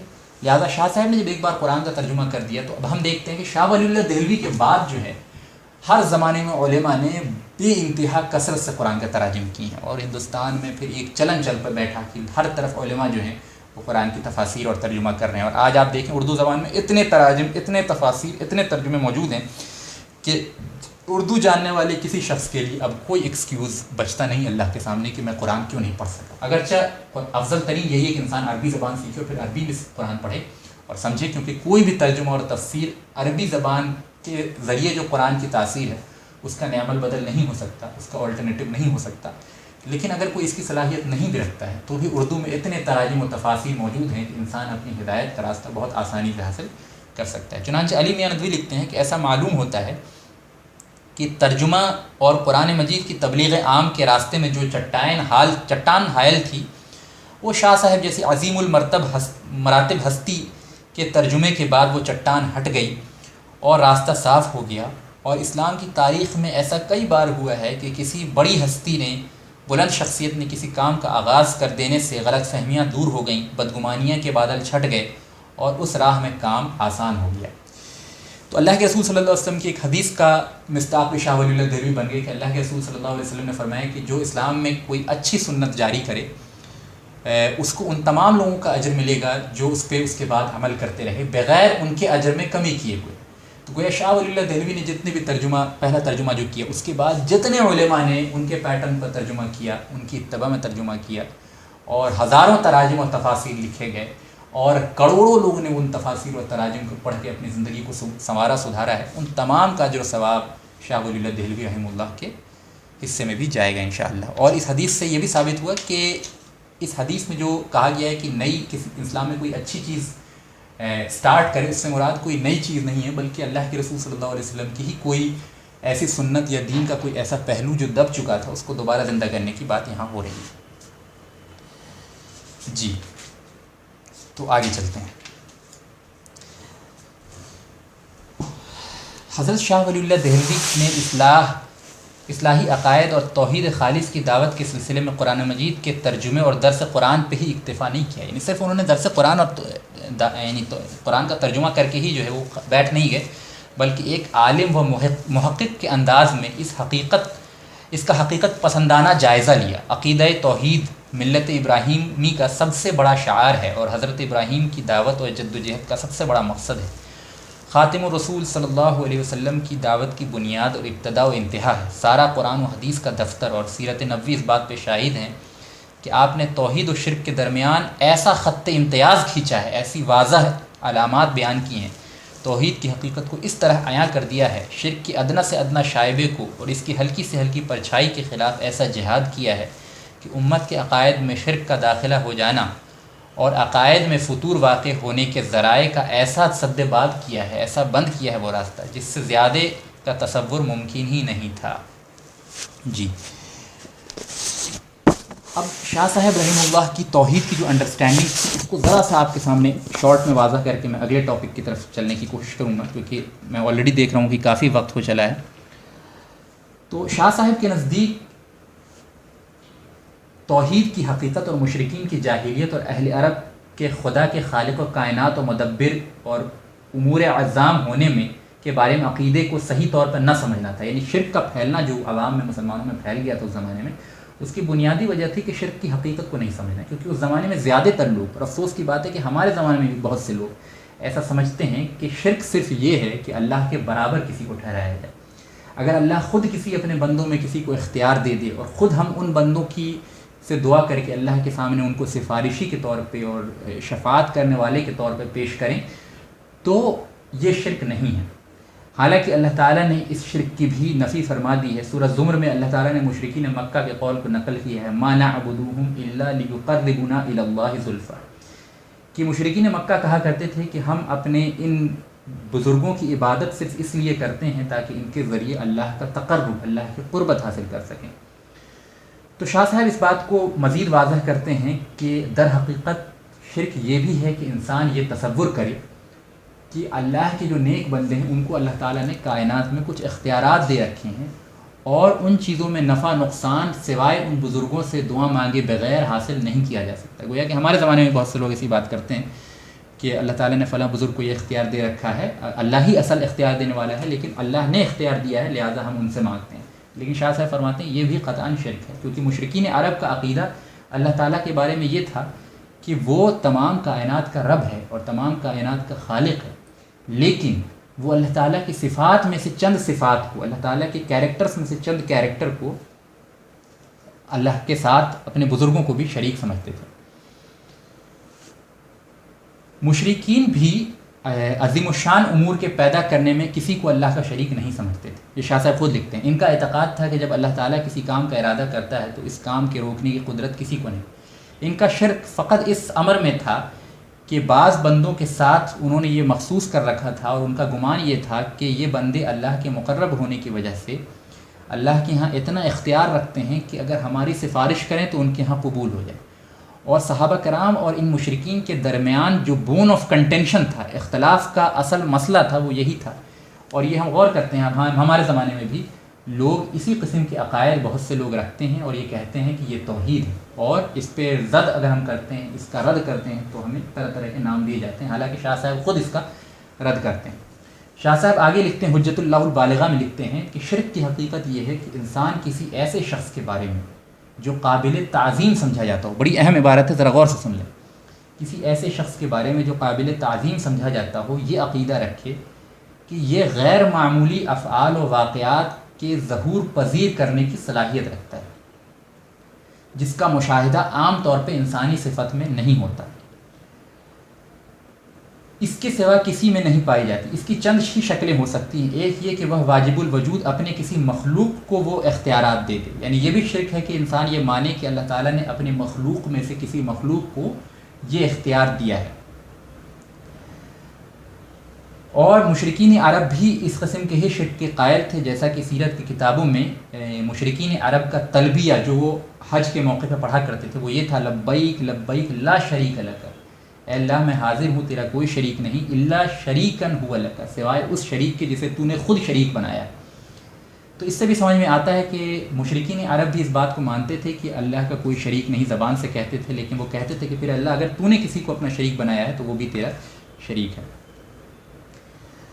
اور اللہ تعالیٰ مشرکین عرب اس بات کے قائل تھے کہ اللہ آسمان و زمین کا پیدا کرنے والا ہے اور اس میں کسی کا کوئی شریک نہیں، اس طرح ان دونوں کے درمیان جو اجسام و اشیاء ہیں ان کی خلقت بھی اللہ نے کی ہے اور اس میں اللہ کا کوئی شریک نہیں، نیزہ ان امور کے سر انجام دینے میں بھی اللہ کا کوئی شریک نہیں، اس کے فیصلے میں بھی کوئی ٹالنے والا نہیں، یعنی یہ ان تمام امور کو مشرکین عرب بھی مانتے تھے۔ اصل اختلاف ان کا صحابہ کرام سے اس بنا پہ تھا کہ صحابہ کرام یہ مانتے تھے کہ یہ تمام اختیارات کے علاوہ جو اختیارات مشرکین عرب اپنے بزرگوں کے لیے مانتے ہیں وہ اختیار بھی صرف اور صرف اللہ کے لیے۔ چنانچہ قرآن میں اللہ تعالیٰ سورہ لقمان میں فرماتا ہے وَلَئِن سَأَلْتُهُم مَّنْ خَلَقَ السَّمَاوَاتِ وَالْأَرْضِ لَيَقُولُنَّ اللَّهُ، کہ اے نبی اگر آپ ان سے پوچھیں گے، سألتہم، اگر آپ ان سے ان مشرکین سے پوچھیں گے، من خلق السماوات والارض، آسمان و زمین کو کس نے پیدا کیا، لیقولن اللہ، تو یہ لازماً کہیں گے اللہ نے۔ اب یہاں پہ آپ جو لوگ بھی تھوڑا بھی عربی جانتے ہیں وہ یہاں جانتے ہیں کہ لام توکید استعمال ہوا ہے اور نون ثقیلہ استعمال ہوا، یہ دونوں ایک ساتھ جب کمبائن کر دیا جائے تو کلام میں زور پیدا کرنے کے لیے استعمال ہوتا ہے۔ لیقولن اللہ، کہ وہ لازماً یہ کہیں گے کہ اللہ، تو گویا کہ مشرکین عرب بھی اس بات کا پختہ عقیدہ رکھتے تھے کہ آسمان و زمین کا خالق اللہ ہے۔ چنانچہ آگے شاہ صاحب لکھتے ہیں کہ حقیقت میں ان مشرکین کی گمراہی اور بے دینی یہ تھی کہ ان کا عقیدہ تھا کہ کچھ فرشتے اور اللہ کے کچھ نیک بندے ایسے ہیں جنہوں نے کائنات کا کچھ کام سنبھال رکھا ہے، اور یہ سنبھالنا ان کی اپنی ذات سے نہیں بلکہ اللہ کے عطا کرنے سے، اور یہ حضرات، یہ بزرگ ہماری سفارش کریں گے جن کے ذریعے اللہ کے یہاں ہماری بخشش ہو جائے گی۔ اور افسوس کی بات یہ ہے کہ ہمارے زمانے میں بھی ایسے جاہل ہیں جنہوں نے اسی بات کو بنیاد بنا کر اپنے بزرگوں کو اللہ تعالیٰ کے اختیارات میں تصرف کرنے والا مان لیا ہے۔ حالانکہ یہ اور پھر اس پہ وہ یہ دلیل دیتے ہیں کہ بادشاہ بنفس نفیس تمام کام نہیں کرتا، یہ بات ہمارے زمانے میں بھی کہی جاتی ہے کہ بادشاہ ہر کام خود سے نہیں کرتا بلکہ اختیارات بانٹ دیتا ہے۔ شاہ صاحب فرماتے ہیں حالانکہ یہ قیاس الغائب علی الشاہد، یعنی کہ ظاہر چیز کے اوپر، ظاہر چیز کو دیکھ کے غائب چیز کے بارے میں قیاس کرنا، یعنی غائب کی چیز پہ ظاہر سے قیاس کرنا، جو کہ اسلام میں حرام ہے۔ تو گویا کہ یہ بادشاہ والی مثال دینا یا اس طرح کی باتیں کرنا اور اپنے اولیاء و بزرگوں کو تمام اختیارات کا یا کچھ اختیارات کا حامل سمجھنا، یہ بھی شاہ ولی اللہ دہلوی کی نگاہ میں شرک تھا۔ تو یہ سارے معاملات تھے شاہ ولی اللہ دہلوی رحمہ اللہ نے شرک اور اس زمانے میں پھیلی ہوئی جو توحید سے دوری تھی اس کو اس طرح سے واضح کیا تھا، قرآن کے تراجم کیے تھے، درس قرآن کا سلسلہ قائم کیا تھا، اس کے ذریعے شاہ صاحب کا پہلا تجدیدی کارنامہ جو ہے انجام ہو گیا تھا۔ اب میں ایک بات اور یہ کہنا چاہوں گا کہ ہوسٹ صاحب سے کہ یعنی آلریڈی وقت کافی طویل ہو چکا ہے اور یعنی 6 حصے میں شاہ صاحب کے تجدیدی کارنامے کو ہم نے ڈسٹریبیوٹ کیا، اس میں سے ابھی صرف ایک حصہ کور ہو پایا ہے۔ تو میں ہوسٹ صاحب سے یہ پوچھنا چاہوں گا کہ کیا اسی پروگرام میں پوری یعنی شاہ صاحب کے 6 کارنامے کو انجام دینا ہے یا اس کا سیکنڈ نشست بھی رکھی جا سکتی ہے؟ تو آپ لوگ بتا دیں، کیونکہ میں سمجھتا ہوں کہ طویل وقت کے بعد لوگوں میں بوریت بھی ہو جاتی ہے، تو جیسا آپ کہیں گے اسی حساب سے ہم آگے کنٹینیو کریں گے۔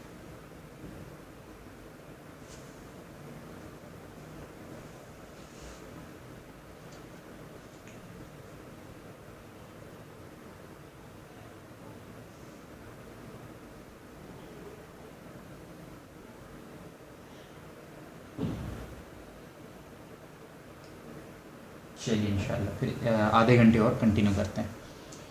باقی میں سمجھتا ہوں باقی لوگوں کو بھی انشاءاللہ اس طرح سے بوریت نہیں ہوگی. کوشش کروں گا میں آگے کہ جو ہے وہ آپ لوگ سلسلے سے جڑے ہیں. دوسرا فیلڈ جو شاہ صاحب کی تجدید کا، میں نے پہلا فیلڈ آپ کے سامنے بیان کر دیا کہ شاہ صاحب نے اصلاح، عقائد کی اصلاح کی اور دعوت الی القرآن کے ذریعے جو ہے وہ تجدید کا کام کیا. دوسرا کام جو شاہ صاحب نے کیا ہے حجاز سے واپس آ کے، اور آپ کے تجدیدی کارناموں میں جو دوسرا کام ہے وہ ہے حدیث اور سنت کی اشاعت اور مختلف جو فقہ اسکول آف تھاٹس ہیں ان کے درمیان تطبیق، ان کے درمیان کہہ لیجیے کہ تطبیق کو انگلش میں کیا کہا جائے کہ ریکنسیلیشن کا کام جو شاہ صاحب نے کیا ہے وہ. تو اس کو سمجھنے سے پہلے، جیسا کہ میں نے پہلے بھی بیان کیا کہ علم حدیث سے بے انتہا غیر واقفیت تھی ہندوستان کے ماحول میں. علماء کے سرکل میں بھی جو ہے حدیث کی اشاعت اور حدیث کا معاملہ نہیں تھا، بلکہ تصوف کی بگڑی شکل تھی اور علوم عقلیہ کا رواج یہاں زیادہ تھا. فقہ کا یعنی فقہ کی کتابیں پڑھائی جاتی تھیں بہت زیادہ، لیکن حدیث براہ راست اس کے درس کا نظام یہاں نہیں تھا. تو شاہ صاحب رحمہ اللہ وہ پہلے بزرگ ہیں جو حدیث کو باضابطہ سسٹمیٹک وے میں سرزمین ہند لے کر آئیں.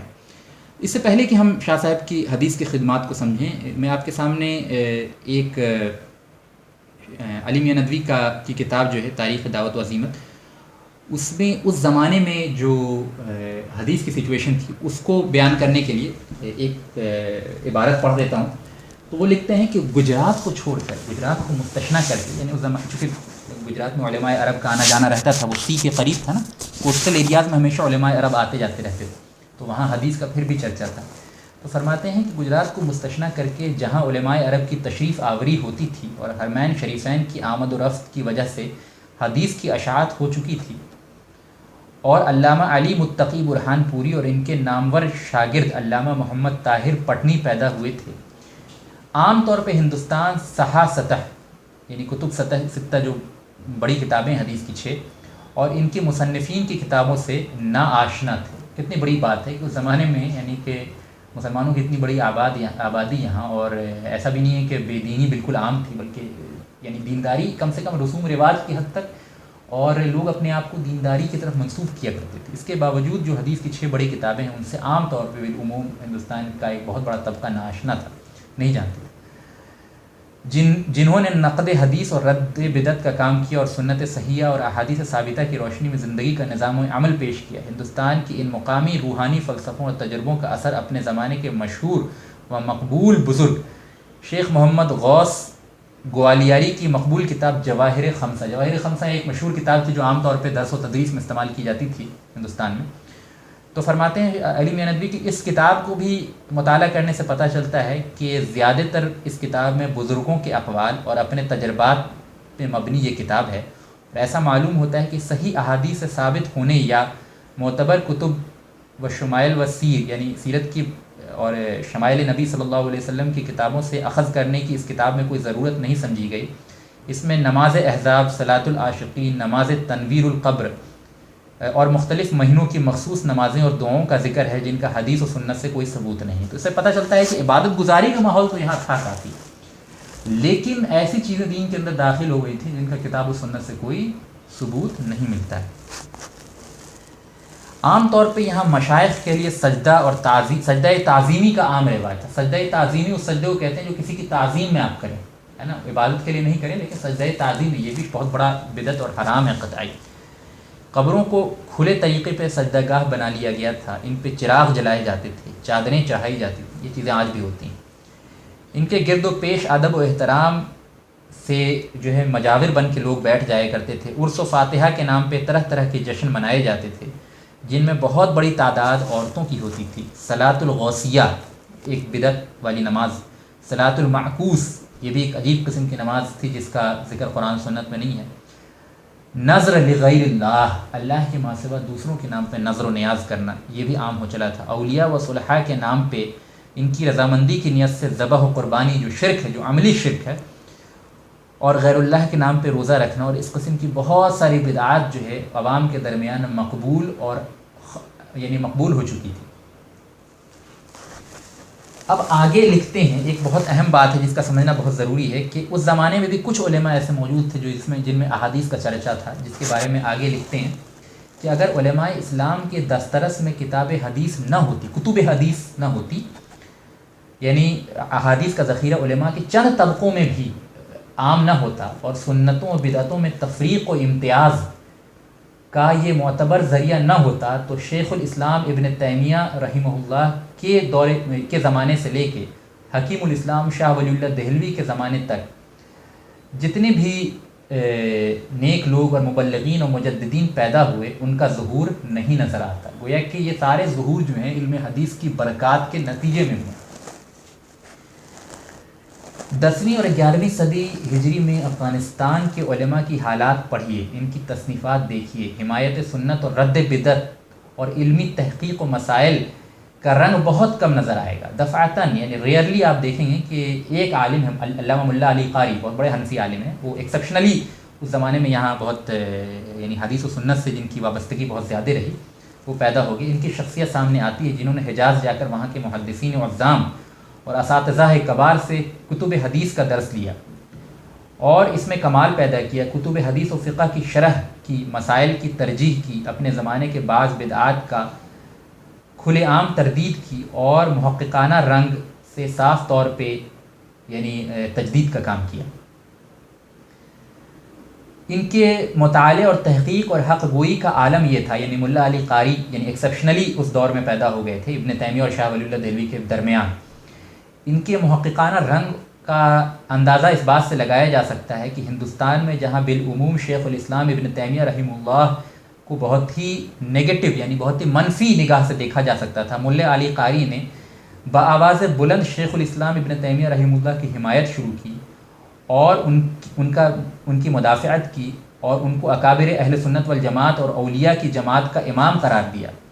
یہی بات ملا علی قاری کے ہمت، ان کی عظمت اور ان کی جلالت پہ نشاندہی کرتا ہے، اور یہ ان کی ہستی کا اس سرزمین میں پیدا ہونا بھی علم حدیث کے چند محدود طبقوں میں موجود ہونے کی برکات کے نتیجے میں ہوا ہے۔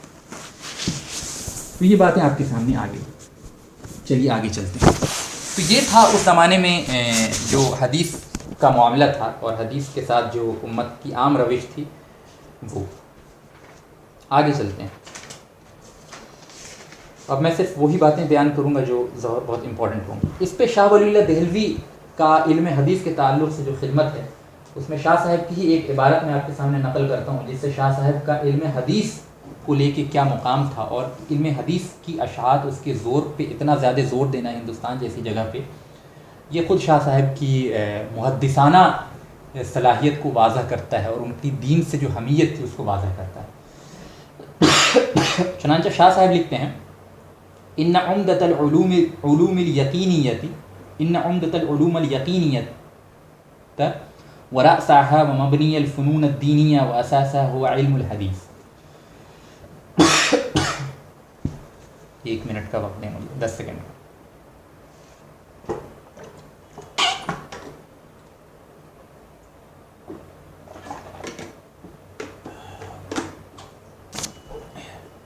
جی، تو کہتے ہیں کہ تمام علوم دینیہ میں سے علوم یقینیہ جتنے بھی یقینی علم ہیں، ان سب کا سردار، ان سب کا چوٹی، ان سب کا پیک کیا ہے، اور تمام دینی بنیاد، دینی فن جو ہیں، دینی علوم جو ہیں، ان کا اساس، ان کا یوں کہہ لیجیے کہ سمری یا اس کا سب سے ٹاپ موسٹ چیز کیا ہے، وہ ہے علم حدیث۔ الذی یذکر فیہ ما صدر من افضل المرسلین۔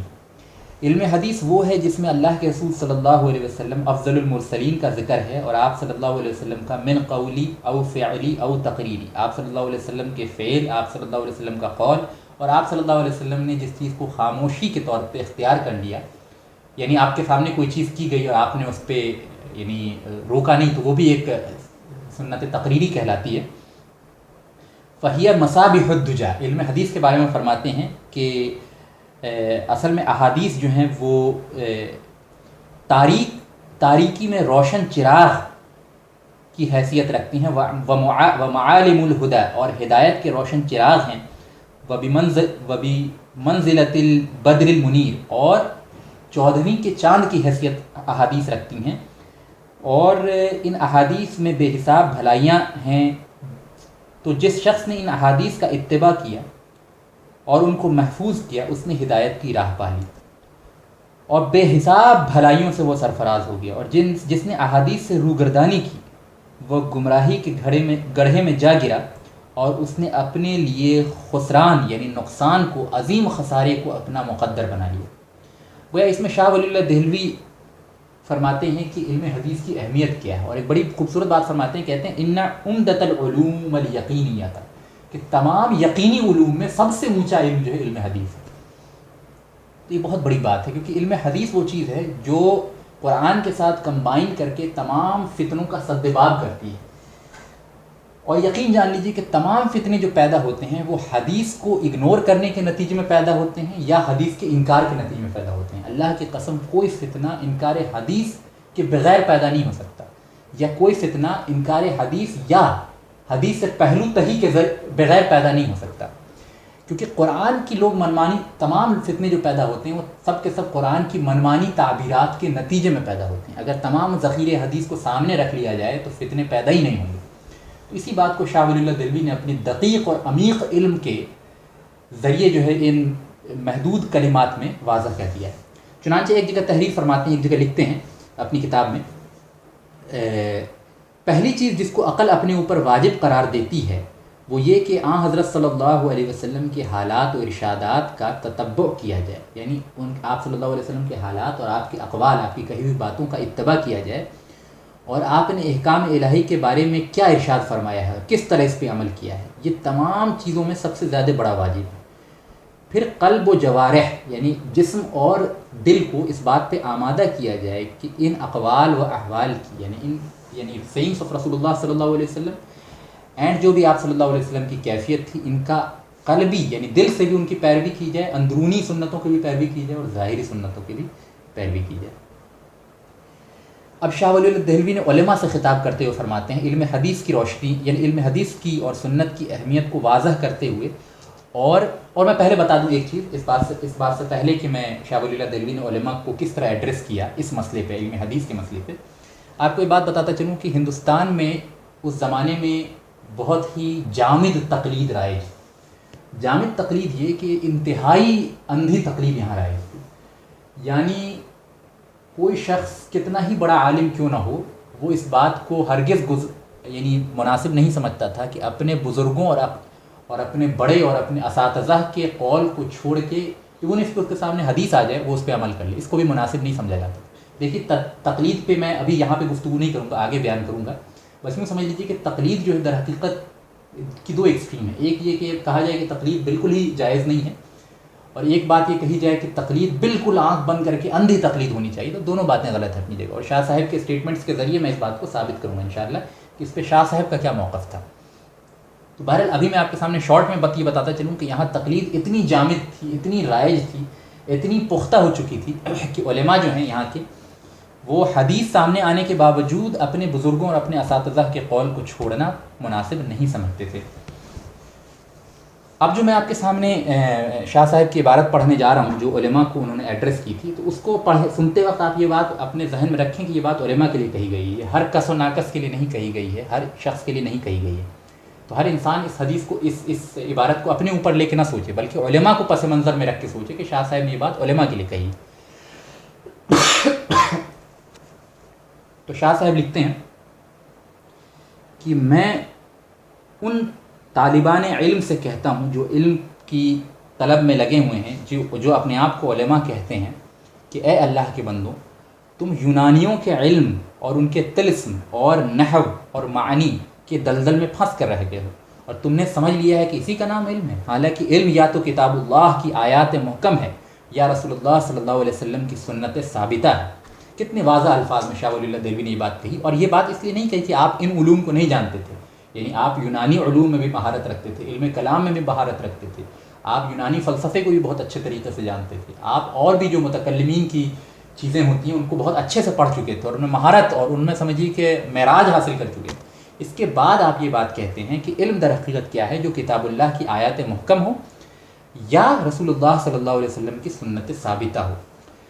لہٰذا تم کو چاہیے کہ تمہیں چاہیے تھا کہ تمہیں یہ یاد رہتا کہ رسول اللہ صلی اللہ علیہ وسلم نے کیسے نماز پڑھی، آپ کیسے وضو فرمایا کرتے تھے، آپ کیسے قضائے حاجت کو جایا کرتے تھے، کیسے روزہ رکھا کرتے تھے، کیسے حج کیا کرتے تھے، کیسے جہاد کیا کرتے تھے، آپ کا انداز گفتگو کیا تھا، آپ کے بولنے کا طریقہ کیا تھا، آپ کے اخلاق عالیہ کیا تھے.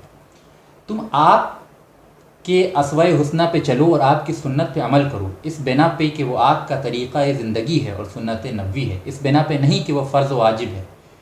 تمہیں چاہیے تھا کہ تم دین کے احکام و مسائل سیکھو، باقی سیرت اور صحابہ کرام کی سوانح اور تابعین عظام کی حکایات جو آخرت کا شوق پیدا کریں، تمہیں چاہیے تھا کہ ان کا مطالعہ کرو اور عوام میں اس کو عام کرو. اس کے مقابلے میں تمہارے مشاغل یہ ہیں، اس کے مقابلے میں تمہارے مشاغل اور جن باتوں پر تم توجہ کرتے ہو وہ آخرت کے علوم میں سے نہیں ہیں بلکہ دنیاوی علوم ہیں. یہ ساری باتیں شاہ ولی اللہ دہلوی نے جو کہی ہیں میں ان کو کوٹ کر رہا ہوں. پھر آگے لکھتے ہیں کہ تم اپنے سے پہلے فقہا کے استحسان ایک فقہی ٹرم ہے، اب میں یہاں پہ اس کا بیان مناسب نہیں سمجھتا کیونکہ بات بڑی طویل ہو جائے گی. تفریعات میں غوطہ تو لگاتے ہو لیکن یہ نہیں جانتے کہ اللہ کے رسول صلی اللہ علیہ وسلم نے تمہیں کیا حکم دیا ہے. تم میں کتنے آدمی ہیں کہ جب ان کو رسول اللہ صلی اللہ علیہ وسلم کی کوئی حدیث پہنچتی ہے تو اس پہ عمل نہیں کرتے اور کہتے ہیں ہمارے عمل تو فلاں مذہب پہ ہے، حدیث پہ نہیں ہے. پھر تم نے یہ خیال کر رکھا ہے کہ حدیث کا فہم اور اس کے مطابق فیصلہ صرف اور صرف بہت ماہر لوگوں کا کام ہے. حضرات ائمہ سے یہ حدیث مخفی نہیں ہو سکتی. پھر انہوں نے جو اس بات کو چھوڑا تو کسی نہ کسی وجہ سے چھوڑا ہوگا. آگے شاہ ولی اللہ لکھتے ہیں کہ یاد رکھو کہ اس دین سے کچھ تعلق نہیں. یاد رکھو کہ اس کا دین سے کچھ تعلق نہیں. اگر تمہارا اپنے نبی صلی اللہ علیہ وسلم پہ ایمان ہے تو ان کی پیروی کرو، وہ تمہارے مذہب کے موافق ہو یا مخالف ہو. خدا کی مرضی تو یہ ہے کہ تم کتاب اللہ اور سنت رسول صلی اللہ علیہ وسلم کے ساتھ شروع سے اشتغال کرتے، یعنی شروع سے ہی اس معاملے میں مشغول رہتے. اگر ان دونوں پہ عمل کرنا تمہارے لیے آسان ہو تو کیا کہنا، اگر تمہارے فہم اس سے قاصر ہوں تو پھر کسی سابق عالم کے اجتہاد سے مدد لو. یہاں شاہ صاحب نے کتنی بہترین بات کہی. اس سے بھی واضح ہوتا ہے کہ یہاں علماء کو ایڈریس کر رہے ہیں. کہتے ہیں کہ اگر تم احادیث کا مکمل علم نہیں رکھ سکتے یا ان کی مکمل سمجھ نہیں رکھتے تو پھر کسی مجتہد کی پیروی کرو. تو یہ سمجھ لیں کہ یہ عام انسان کے لیے بات نہیں کہی جا رہی ہے نا. عام انسان کے لیے جو عربی بھی نہیں جانتا، جو احادیث کے ذخیرے پہ نگاہ بھی نہیں رکھتا، اس کے لیے یہ جائز نہیں کہ کوئی بھی حدیث اس کے سامنے آئے اور فوراً اس پہ عمل کر لے، جبکہ ان تمام احادیث کا ذخیرہ اس کے سامنے نہ ہو، ناسخ و منسوخ کا علم نہ ہو، عربی نہ جانتا ہو صحیح طریقے سے. ٹھیک ہے، کیونکہ ایسی صورت میں پھر اس کو مجتہد کی ہی اتباع کرنی چاہیے جو ان تمام علوم پہ گہری نگاہ رکھتا ہو. لیکن چونکہ یہاں ایڈریس اصل میں علماء کو تھا اور علماء میں یہ بیماری پائی جاتی تھی، لہذا شاہ صاحب نے اس بات کو ایڈریس کیا. آگے فرماتے ہیں کیا خدا نے تمہارے اوپر یہ واجب نہیں کیا ہے کہ تم علم حدیث کی اشاعت کرو یہاں تک کہ مسلمانوں کے ملک میں شاعر اسلام ظاہر و غالب ہو جائیں. تم نے شاعر اسلام کا تو اظہار نہیں کیا اور لوگوں کو دوسرے کاموں میں مشغول کر دیا. گویا یہاں پہ علماء کو بڑی زبردست انہوں نے جرح کی ہے اور ان پہ زبردست جو ہے نکیل کسی ہے حدیث اور سنت کی کانٹیکسٹ میں. تو اس لیے میں نے یہ تقریر جو ہے یہ ان کی جو تقریر ہے تفہیمات الہیہ میں انہوں نے اس بات کو نقل بھی کیا ہے، اس کو آپ کے سامنے پڑھ کے سنا دیا. تو حدیث و سنت کی شاہ صاحب نے جو ہے وہ اشاعت کی. میں سمجھتا ہوں ابھی تک جو باتیں ہوئیں وہ آپ کے سامنے واضح ہو رہی ہیں. شاہ صاحب نے بہت ساری تصانیف، بہت ساری کتابیں لکھی اس مسئلے پہ، حدیث و سنت اور فقہ کے موضوع پہ. اس میں ایک بہت بڑی تصنیف جو ہے، میں موطا امام مالک کی جو حدیث کی کتاب ہے اس کی شرح جو شاہ ولی اللہ دہلوی نے لکھی ہے وہ 2 شرح لکھی ہے. ایک تو جو انہوں نے عربی میں لکھی ہے مصوّع نام سے، اور ایک جو انہوں نے فارسی میں لکھی ہے مصفّہ. ان دونوں میں سے کسی کا بھی اردو ترجمہ نہیں ہوا ہے میرے علم کے مطابق. اور مصوّع وہ شرح ہے شاہ ولی اللہ دہلوی نے موطا امام مالک کی لکھی ہے، 2 جلدوں میں ہے. اور اس کے بارے میں عبید اللہ سندھی رحمہ اللہ لکھتے ہیں کہ شاہ ولی اللہ دہلوی نے جو مصوّع کی شرح لکھی ہے، موطا کی شرح لکھی ہے مصوّع نام سے عربی زبان میں، یہ اسلامی شریعت کے علم کو سمجھنے کے لیے کسی اہل ایمان کے لیے، کسی مسلم کے لیے، کسی غیر مسلم کے لیے یکساں بینیفیشیل اینڈ سفیشینٹ. کہتے ہیں کہ اگر یہ ایک کتاب پڑھ لے تو اسلامی شریعت کے جتنے بھی لیگل احکامات ہیں وہ بندے کے اوپر بالکل کلیئر ہو جائیں گے. اور واقعہ یہ ہے، واقعی میں نے خود مصوّع جو شاہ ولی اللہ دہلوی کی شرح ہے اس کا صرف ایک چیپٹر پڑھا ہے خود سے، اور واقعہ یہ ہے کہ بڑی دقیق شرح ہے. اور شاہ ولی اللہ دہلوی نے انصاف اور اعتدال کے نقطۂ عروج کو حاصل کیا ہے اس کتاب کے اندر. اور کہیں پہ بھی شاہ ولی اللہ دہلوی کی شرح میں آپ کو تعصب محسوس نہیں ہوگا کہ وہ اپنے فقہ حنفی کی تائید میں زیادہ کوشش کر رہے ہیں، یا فقہ شافعی کو رد کرنے کی کوشش کر رہے ہیں، یا کہیں فقہ شافعی کو ثابت کرنے کی کوشش کر رہے ہیں اور حنفی فقہا کو رد کرنے کی کوشش کر رہے ہیں. ایسا کچھ بھی نہیں ہے، بلکہ جہاں پہ دلیل کے ذریعے جو بات واضح ہو رہی ہے اس کو وہ بیان کر رہے ہیں. اب یہاں پہ ایک سوال میں پہلے سے ایڈریس کرتا چلوں کہ بہت سے لوگوں کا یہ سوال ہوتا ہے کہ شاہ ولی اللہ دہلوی کیا تھے؟ حنفی تھے، شافعی تھے، اہل الحدیث تھے، غیر مقلد تھے، کیا تھے؟ تو پہلی بات تو یہ سمجھ لیجئے کہ یہ مقلد اور غیر مقلد کی جو اصطلاح ہے اور یہ جو قید ہے یہ عام انسان کے لیے ہوتی ہے. شاہ ولی اللہ دہلوی خود مجتہد تھے اور بہت بڑے مجتہد کبار میں سے تھے. تو اتنے بڑے مجتہد پہ اس طرح کی قید لگانا ویسے بھی روا نہیں ہے، ٹھیک ہے. لیکن عام طور پہ اصول و فروع میں شاہ ولی اللہ دہلوی حنفی ہی تھے، ٹھیک ہے. لیکن بہت سے ایسے مقامات ہیں جس میں انہوں نے جو فقہ احناف اور حنفی فقہ میں جو معتمد پوزیشن ہے، ریلائڈ اپون پوزیشن ہے، جو ویلڈ پوزیشن ہے، اس سے ہٹ کے بھی فتویٰ دیا ہے. اور بالکل مجتہد کے لیے یہی چیز روا ہے کہ وہ دلائل کا تتبع کرتا ہے، وہ دلائل کو قرآن و سنت سے ڈائریکٹلی اخذ کرتا ہے. تو بہت سے مقامات ایسے ہیں انہوں نے جو فقہ حنفی سے ہٹ کے فقہ شافعی کے مطابق فیصلہ دیا ہے اور بالکل جائز ہے، روا ہے اور مجتہد کے لیے یہی بہتر ہے. عوام کے لیے یہ مناسب نہیں کہ اپنی خواہشات کی بنا پہ، اپنی مرضی کے بنا پہ جس وقت جس کو چاہے آسانی کے بنا پہ فالو کر لے، یہ عوام کے لیے مناسب نہیں ہے. لیکن شاہ صاحب مجتہد تھے، ٹھیک ہے. مجتہد پہ ایسی قید و بند نہیں لگائی جاتی، ٹھیک ہے. لیکن عام اسلوب کے اعتبار سے فقہ حنفی کے ہی پیروکار تھے آپ. لیکن بہت سے مقامات پہ آپ نے اپنی مجتہدانہ شان کا اظہار کرتے ہوئے جو ہے فیصلے دیے ہیں، فتاوے دیے ہیں. اور اس چیز کو کا بخوبی مطالعہ جو ہے مصوّع کے مطالعے سے، جو موطا کی شرح شاہ ولی اللہ دہلوی نے لکھی ہے، اس سے واضح ہو جاتا ہے. چنانچہ شاہ ولی اللہ دہلوی اپنے وصیت میں ایک خاص چیز لکھتے ہیں اپنے بچوں کو فرماتے ہیں کہ جب عربی زبان پہ تمہیں قدرت حاصل ہو جائے تو موطا کے اس نسخے کو، جسے یحییٰ بن یحییٰ مسمودی، اب یہ یحییٰ وہ ہیں امام مالک کے اسٹوڈنٹس میں سے ہیں. موطا کی کئی کاپیز ہیں، 18 کاپیز ہیں تقریباً جہاں تک میرے علم میں ہیں، جو مختلف امام مالک کے اسٹوڈنٹس نے امام مالک سے روایت کی ہے. اس میں نے جو موطا کی کاپی پڑھی ہے وہ محمد بن قاسم نے روایت کی ہے. لیکن یہاں شاہ صاحب فرما رہے ہیں کہ یحییٰ سب سے مشہور کاپی یہی ہے، کیونکہ امام یحییٰ کی جو کاپی ہے اس میں زیادہ تر مرفوع احادیث ہیں، ٹھیک ہے. تو اس میں 700 سے زیادہ تقریباً احادیث ہیں. جو میں نے کاپی پڑھی ہے موطا کی اس میں 2200 احادیث ہیں، ٹھیک ہے. تو یہ امام یحییٰ کی جو کاپی ہے موطا کی، شاہ صاحب فرما رہے ہیں کہ اس نسخے کی روایت کو پڑھائیں اور ہرگز اس سے پہلو تہی نہ کریں. اپنے بچوں سے فرماتے ہیں کہ وہ علم حدیث کی اصل ہے اور اس کا پڑھانا بڑے فیوز کا حامل ہے اور ہم کو مکمل موطا کی سماعت مسلسل طریقے پر حاصل ہے. یعنی شاہ ولی اللہ دہلوی نے اپنے بچوں کو موطا پڑھنے کی، حدیث میں موطا پہ خاص توجہ دینے کی جو ہے وہ وصیت فرمائی تھی. شاہ ولی اللہ دہلوی کی حدیث کے کام میں اور فقہ کے کام میں ایک اور کام بہت اہم ہے. میں سارے کاموں کا ذکر یہاں نہیں کروں گا کیونکہ موقع کی مناسبت سے وقت بھی کم ہے. تو ایک اور ہے شرح تراجم ابواب صحیح بخاری. صحیح بخاری پہ آپ نے ایک انٹروڈکشن لکھا اور کچھ ترجمہ بھی کیا ہے. یہ بہت دقیق کتاب ہے اور ہر زمانے میں درس بخاری کے سلسلے میں دقیق ترین چیز سمجھی گئی. اور ہر زمانے کے بخاری کی شراح، جو بھی جن لوگوں نے بخاری کی شرح کی ہے اور جو بھی بخاری کے اساتذہ رہے ہیں، اپنی ذہانت اور اپنی علمی یعنی سمجھ لیجیے کہ علمی فیضان کو آگے بڑھانے میں امام شاہ ولی اللہ دہلوی کی اس انٹروڈکشن سے ضرور مدد لی.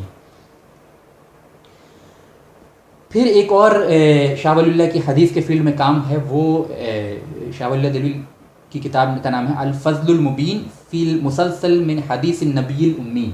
یہ اصل میں 40 حدیثوں کا ذخیرہ ہے جو شاہ ولی اللہ دہلوی نے اصل سند کے ذریعے حضور صلی اللہ علیہ وسلم تک اپنے اساتذہ سے سند کے ذریعے جو 40 احادیث جمع کی ہیں اس میں. اور یہ کتاب پڑھنے کا اللہ تعالیٰ نے مجھے موقع دیا اور یہ کتاب میں سمجھتا ہوں کہ اس کی جو شرح جو لکھی ہے سید عبید اللہ سندھی صاحب نے، بہت چھوٹی کتاب ہے اور یہ 40 احادیث، اس سے چھوٹی 40 احادیث کہیں بھی آپ کو کسی دوسری کتاب میں نہیں ملیں گی.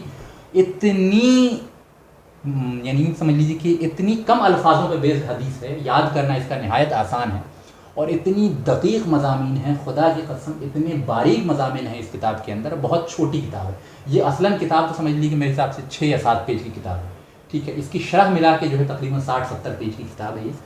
اور اس کا حفظ کرنا اور اس کا یاد کرنا بہت برکت کا ریزن بھی ہے اور علم میں بہت اضافے کا ذریعہ بن سکتا ہے یہ کتاب جو شاہ ولی اللہ دہلوی نے 40 حدیث کی کو جمع کیا ہے اور یہ اوریجنل سند سے جمع کیا ہے. رسول اللہ صلی اللہ علیہ وسلم تک ان کی سند جاتی ہے. تو یہ بڑی باریک ہے اور دین کے مختلف مضامین پہ احادیث جمع کی ہیں، بہت شارٹ اور بہت جامع حدیث ہیں، اور شاہ عبید اللہ سندھی صاحب نے اس کی شرح کی ہے. یہ انٹرنیٹ پہ اس کے PDF مل جائے گا. آپ یعنی 40 حدیث بائی شاہ ولی اللہ دہلوی کر کے انٹرنیٹ پہ بھی سرچ کریں گے تو اس کا PDF جو ہے مل جائے گا. ایک اور شاہ صاحب کی فقہ پہ جو بہت بڑی کتاب ہے جس کو میں بیان کرنے چلا ہوں، اور اللہ گواہ ہے، میں بالکل دل کا حال بیان کر رہا ہوں کہ اللہ تعالیٰ نے علم فقہ میں جتنی بھی کتابیں میں نے پڑھی ائمہ کی، اور اصول پہ اور اختلافات جو ائمہ کے درمیان اور امت کے اندر جو فقہی اختلافات ہیں، اس پہ جتنی بھی کتب ہم نے پڑھی، اللہ کی قسم کسی کتاب نے مجھے اس سے زیادہ فائدہ نہیں پہنچایا، کسی کتاب نے میرے فقہی اختلافات کے فہم اور سمجھ کو اس سے زیادہ وسعت نہیں بخشی جتنی اس کتاب نے بخشی جس کا میں ذکر آپ کے سامنے کرنے جا رہا ہوں. اور وہ کتاب ہے الانصاف فی بیان اسباب الاختلاف. یہ کتاب پچھلے 1 سال میں کئی دفعہ پڑھنے کا اللہ تعالیٰ نے موقع دیا، اور جتنی دفعہ پڑھا ہے اتنی دفعہ جو ہے اللہ تعالیٰ نے فہم میں اضافہ کیا. یہ بہت جید کتاب ہے. جو لوگ بھی فقہ کی بنیادی علوم سے واقف ہیں اور اسلام کی بنیادی تاریخ کو جانتے ہیں، ان چیزوں کو سمجھنے کو میں بالکل بگنرز کو یہ کتاب ریکمنڈ نہیں کروں گا، لیکن جو لوگ اصول فقہ سے واقفیت رکھتے ہیں اور علوم فقہ سے واقفیت رکھتے ہیں ان کو بالکل میں وصیت کروں گا کہ اگر آپ فقہ میں انٹرسٹ رکھتے ہیں اور علماء کے درمیان اختلافات اور ائمہ مجتہدین کے درمیان اختلافات کو سب سے شارٹ میں سمجھنا چاہتے ہیں، تو اللہ کی قسم میرے علم کے مطابق اس سے بہتر کوئی کتاب ہی نہیں. اس کا اردو میں ترجمہ ہو چکا ہے فقہی اختلاف نام سے. فقہی اختلاف بھی آپ اردو میں سرچ کریں گے، PDF جو ہے انٹرنیٹ پہ اویلیبل ہے. اس کا فقہی اختلاف by Shah Wali Allah Dehlavi. Original یہ کتاب ہے، جو حضرات آپ میں عربی جانتے ہیں وہ اوریجنل عربی میں پڑھ سکتے ہیں. الانصاف فی بیان اسباب الاختلاف. ٹھیک ہے. اس میں شاہ ولی اللہ دہلوی نے جو ائمہ مجتہدین کے درمیان اختلافات ہوئے ہیں، فقہی اختلافات، ان کی بنیادی وجوہات کو ذکر کیا ہے. صحابہ کرام کے درمیان اختلافات کی بنیادی وجوہات کو ذکر کیا ہے. پھر بعد میں امت کے اندر تقلید کس طرح رواج پائی، تقلید کی لمیٹیشنز کیا کیا ہیں، تقلید کن صورتوں میں جائز و مناسب ہے، کن صورتوں میں حرام ہے، یہ ساری جو امور ہیں ان کو بہت اچھے طریقے سے بیان فرمایا ہے. ایک اور کتاب ہے جس سے اللہ تعالیٰ نے مجھے بہت فائدہ پہنچایا ہے، وہ عقد الجید فی احکام الاجتہاد والتقلید. اس کا بھی اردو میں ترجمہ ہو چکا ہے تقلید اور اجتہاد نام سے، یا اجتہاد و تقلید نام سے، دونوں ناموں سے اس کا اردو میں ترجمہ ہو چکا ہے. اس کی بھی PDF انٹرنیٹ پہ اویلیبل ہے. یہ کتاب کچھ زمانے پہلے میں نے دیکھا تھا فلپکارٹ پہ بھی اویلیبل ہے، اجتہاد و تقلید کے احکام نام سے. یہ اردو میں بھی ترجمہ ہو چکا ہے. اس میں در حقیقت اجتہاد و تقلید کے درمیان، یعنی ایک بندہ ائمہ میں سے کسی کی تقلید کر رہا اور ایک انسان اجتہاد کر رہا. اب ان موضوعات کو اگر آپ نہیں سمجھتے ہیں تو پھر یہ ابھی موقع نہیں ہے کہ میں ان موضوعات کو اچھے طریقے سے سمجھا سکوں، لیکن بس یوں سمجھ لیجیے کہ تقلید کہتے ہیں رفلی امام ائمہ کی بات کو. جیسے آپ امام ابو حنیفہ کو، ہندوستان میں رائج جو فقہ ہے سب سے زیادہ وہ امام ابو حنیفہ رحمہ اللہ کے متبعین ہیں، جو اپنے آپ کو حنفی کہتے ہیں، ہے نا، یا احناف کہا جاتا ہے ان کو. تو جو امام ابو حنیفہ اور ان کے فتاوے اور ان کے شاگردوں کے فتاوے اور ان کے بعد جو ان کے شاگرد اور ان کے شاگرد وہ پورا جو سلسلہ چلا ہے، ان کے اصول پہ بیس جو فتاوے ہیں ان کو تسلیم کرتے ہیں، ان حضرات کو حنفی کہا جاتا ہے. عام طور پہ ہندوستان میں وہی زیادہ رائج، پھر شافعی ہیں سیکنڈ پہ ہندوستان میں، جو امام شافعی کی اتباع کرتے ہیں. حنبلی اور مالکی بہت کم ہیں ہندوستان میں. ٹھیک ہے. تو اجتہاد اور تقلید کے درمیان جو بیلنس ہے اس کو شاہ صاحب نے اس کتاب میں بہت اچھے طریقے سے بیان کیا ہے.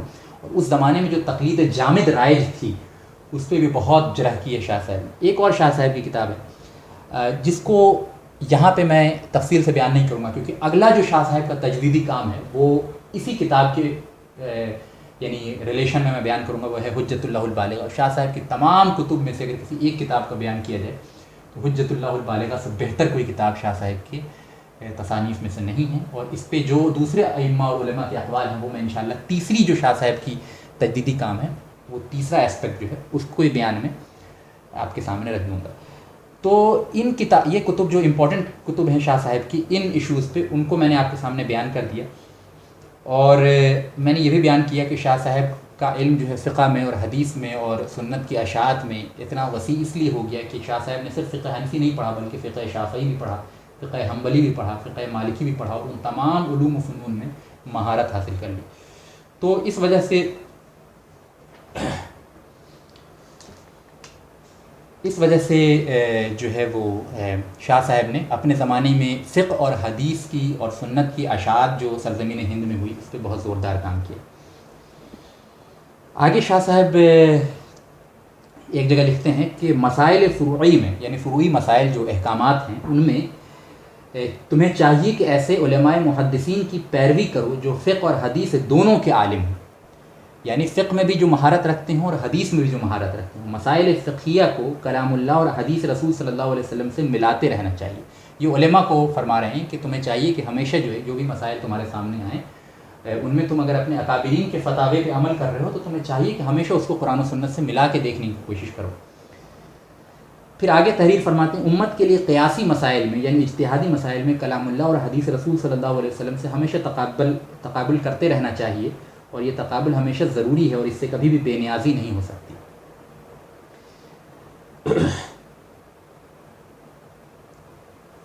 امام ابو حنیفہ رحمہ اللہ کے بارے میں لکھتے ہیں کہ امام ابو حنیفہ کا مرتبہ امام ابراہیم نخعی جو ہے عراق کے اور کوفہ کے بہت بڑے تابعی تھے، اور ابو حنیفہ رحمہ اللہ سے پہلے جو ہے کوفہ کے سب سے بڑے امام تھے۔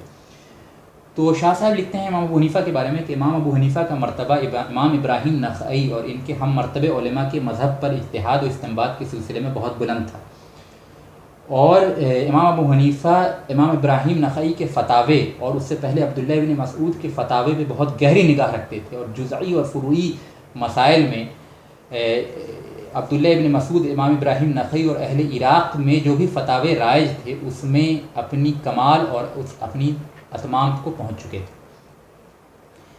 شاہ ولی اللہ دہلوی کا موقف یہ تھا کہ محدثین میں سب سے اونچا مقام امام احمد ابن حنبل کا ہے، جیسا کہ وہ لکھتے ہیں وَكَانَ أَعْظَمَهُمْ شَانًا وَأَوْسَعُهُمْ رِوَایَةً وَأَعْرَفُهُمْ لِلْحَدِيثِ مَرْتَبَةً وَأَعْمَاقُهُمْ فِقْهًا احمد ابن حنبل، یعنی شان کے اعتبار سے محدثین میں سب سے بلند مقام اور وسیع علم رکھنے والے روایتوں میں، اور حدیث کو سب سے زیادہ حدیث کے مراتب کو جاننے والے، حدیث کے علم میں سب سے عمیق یعنی گہرائی رکھنے والے جو ہیں اور سب سے گہری سمجھ رکھنے والے احمد ابن حنبل ہیں۔ لیکن شاہ صاحب تمام چاروں ائمہ میں امام مالک کی عظمت کے بہت قائل تھے اور ان کی بڑی عزت کیا کرتے تھے، اور ان کی کتاب موطا کی بہت قدر کیا کرتے تھے، اور اپنے خانوادے میں اس کو پڑھنے پڑھانے کا رواج قائم رکھتے تھے۔ یہ باتیں آپ کے سامنے واضح ہو گئیں۔ میں اب اپنی گفتگو کو بالکل اختتام پہ لے جا رہا ہوں، ختم کرنے کی کوشش کر رہا ہوں۔ تو میں نے جیسا پہلے بتایا کہ اس زمانے میں دو گروہ ہمیشہ سے رہا ہے۔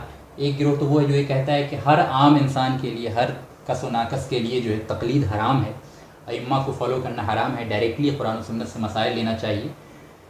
تو یہ گروہ بھی رہا ہے، اور ایک طرف وہ گروہ بھی رہا ہے جو کسی بھی صورت میں اپنے اماموں سے ہٹ کے بات کرنا یا حدیث رسول صلی اللہ علیہ وسلم کے سامنے آ جانے کے بعد بھی اپنے ائمہ اور اپنے اکابرین کے مذہب پہ جمے رہنا، علماء ہونے کے باوجود اور اجتہاد کی صلاحیت رکھنے کے باوجود ایسی چیزوں پہ جمے رہنے کا ہی قائل تھا۔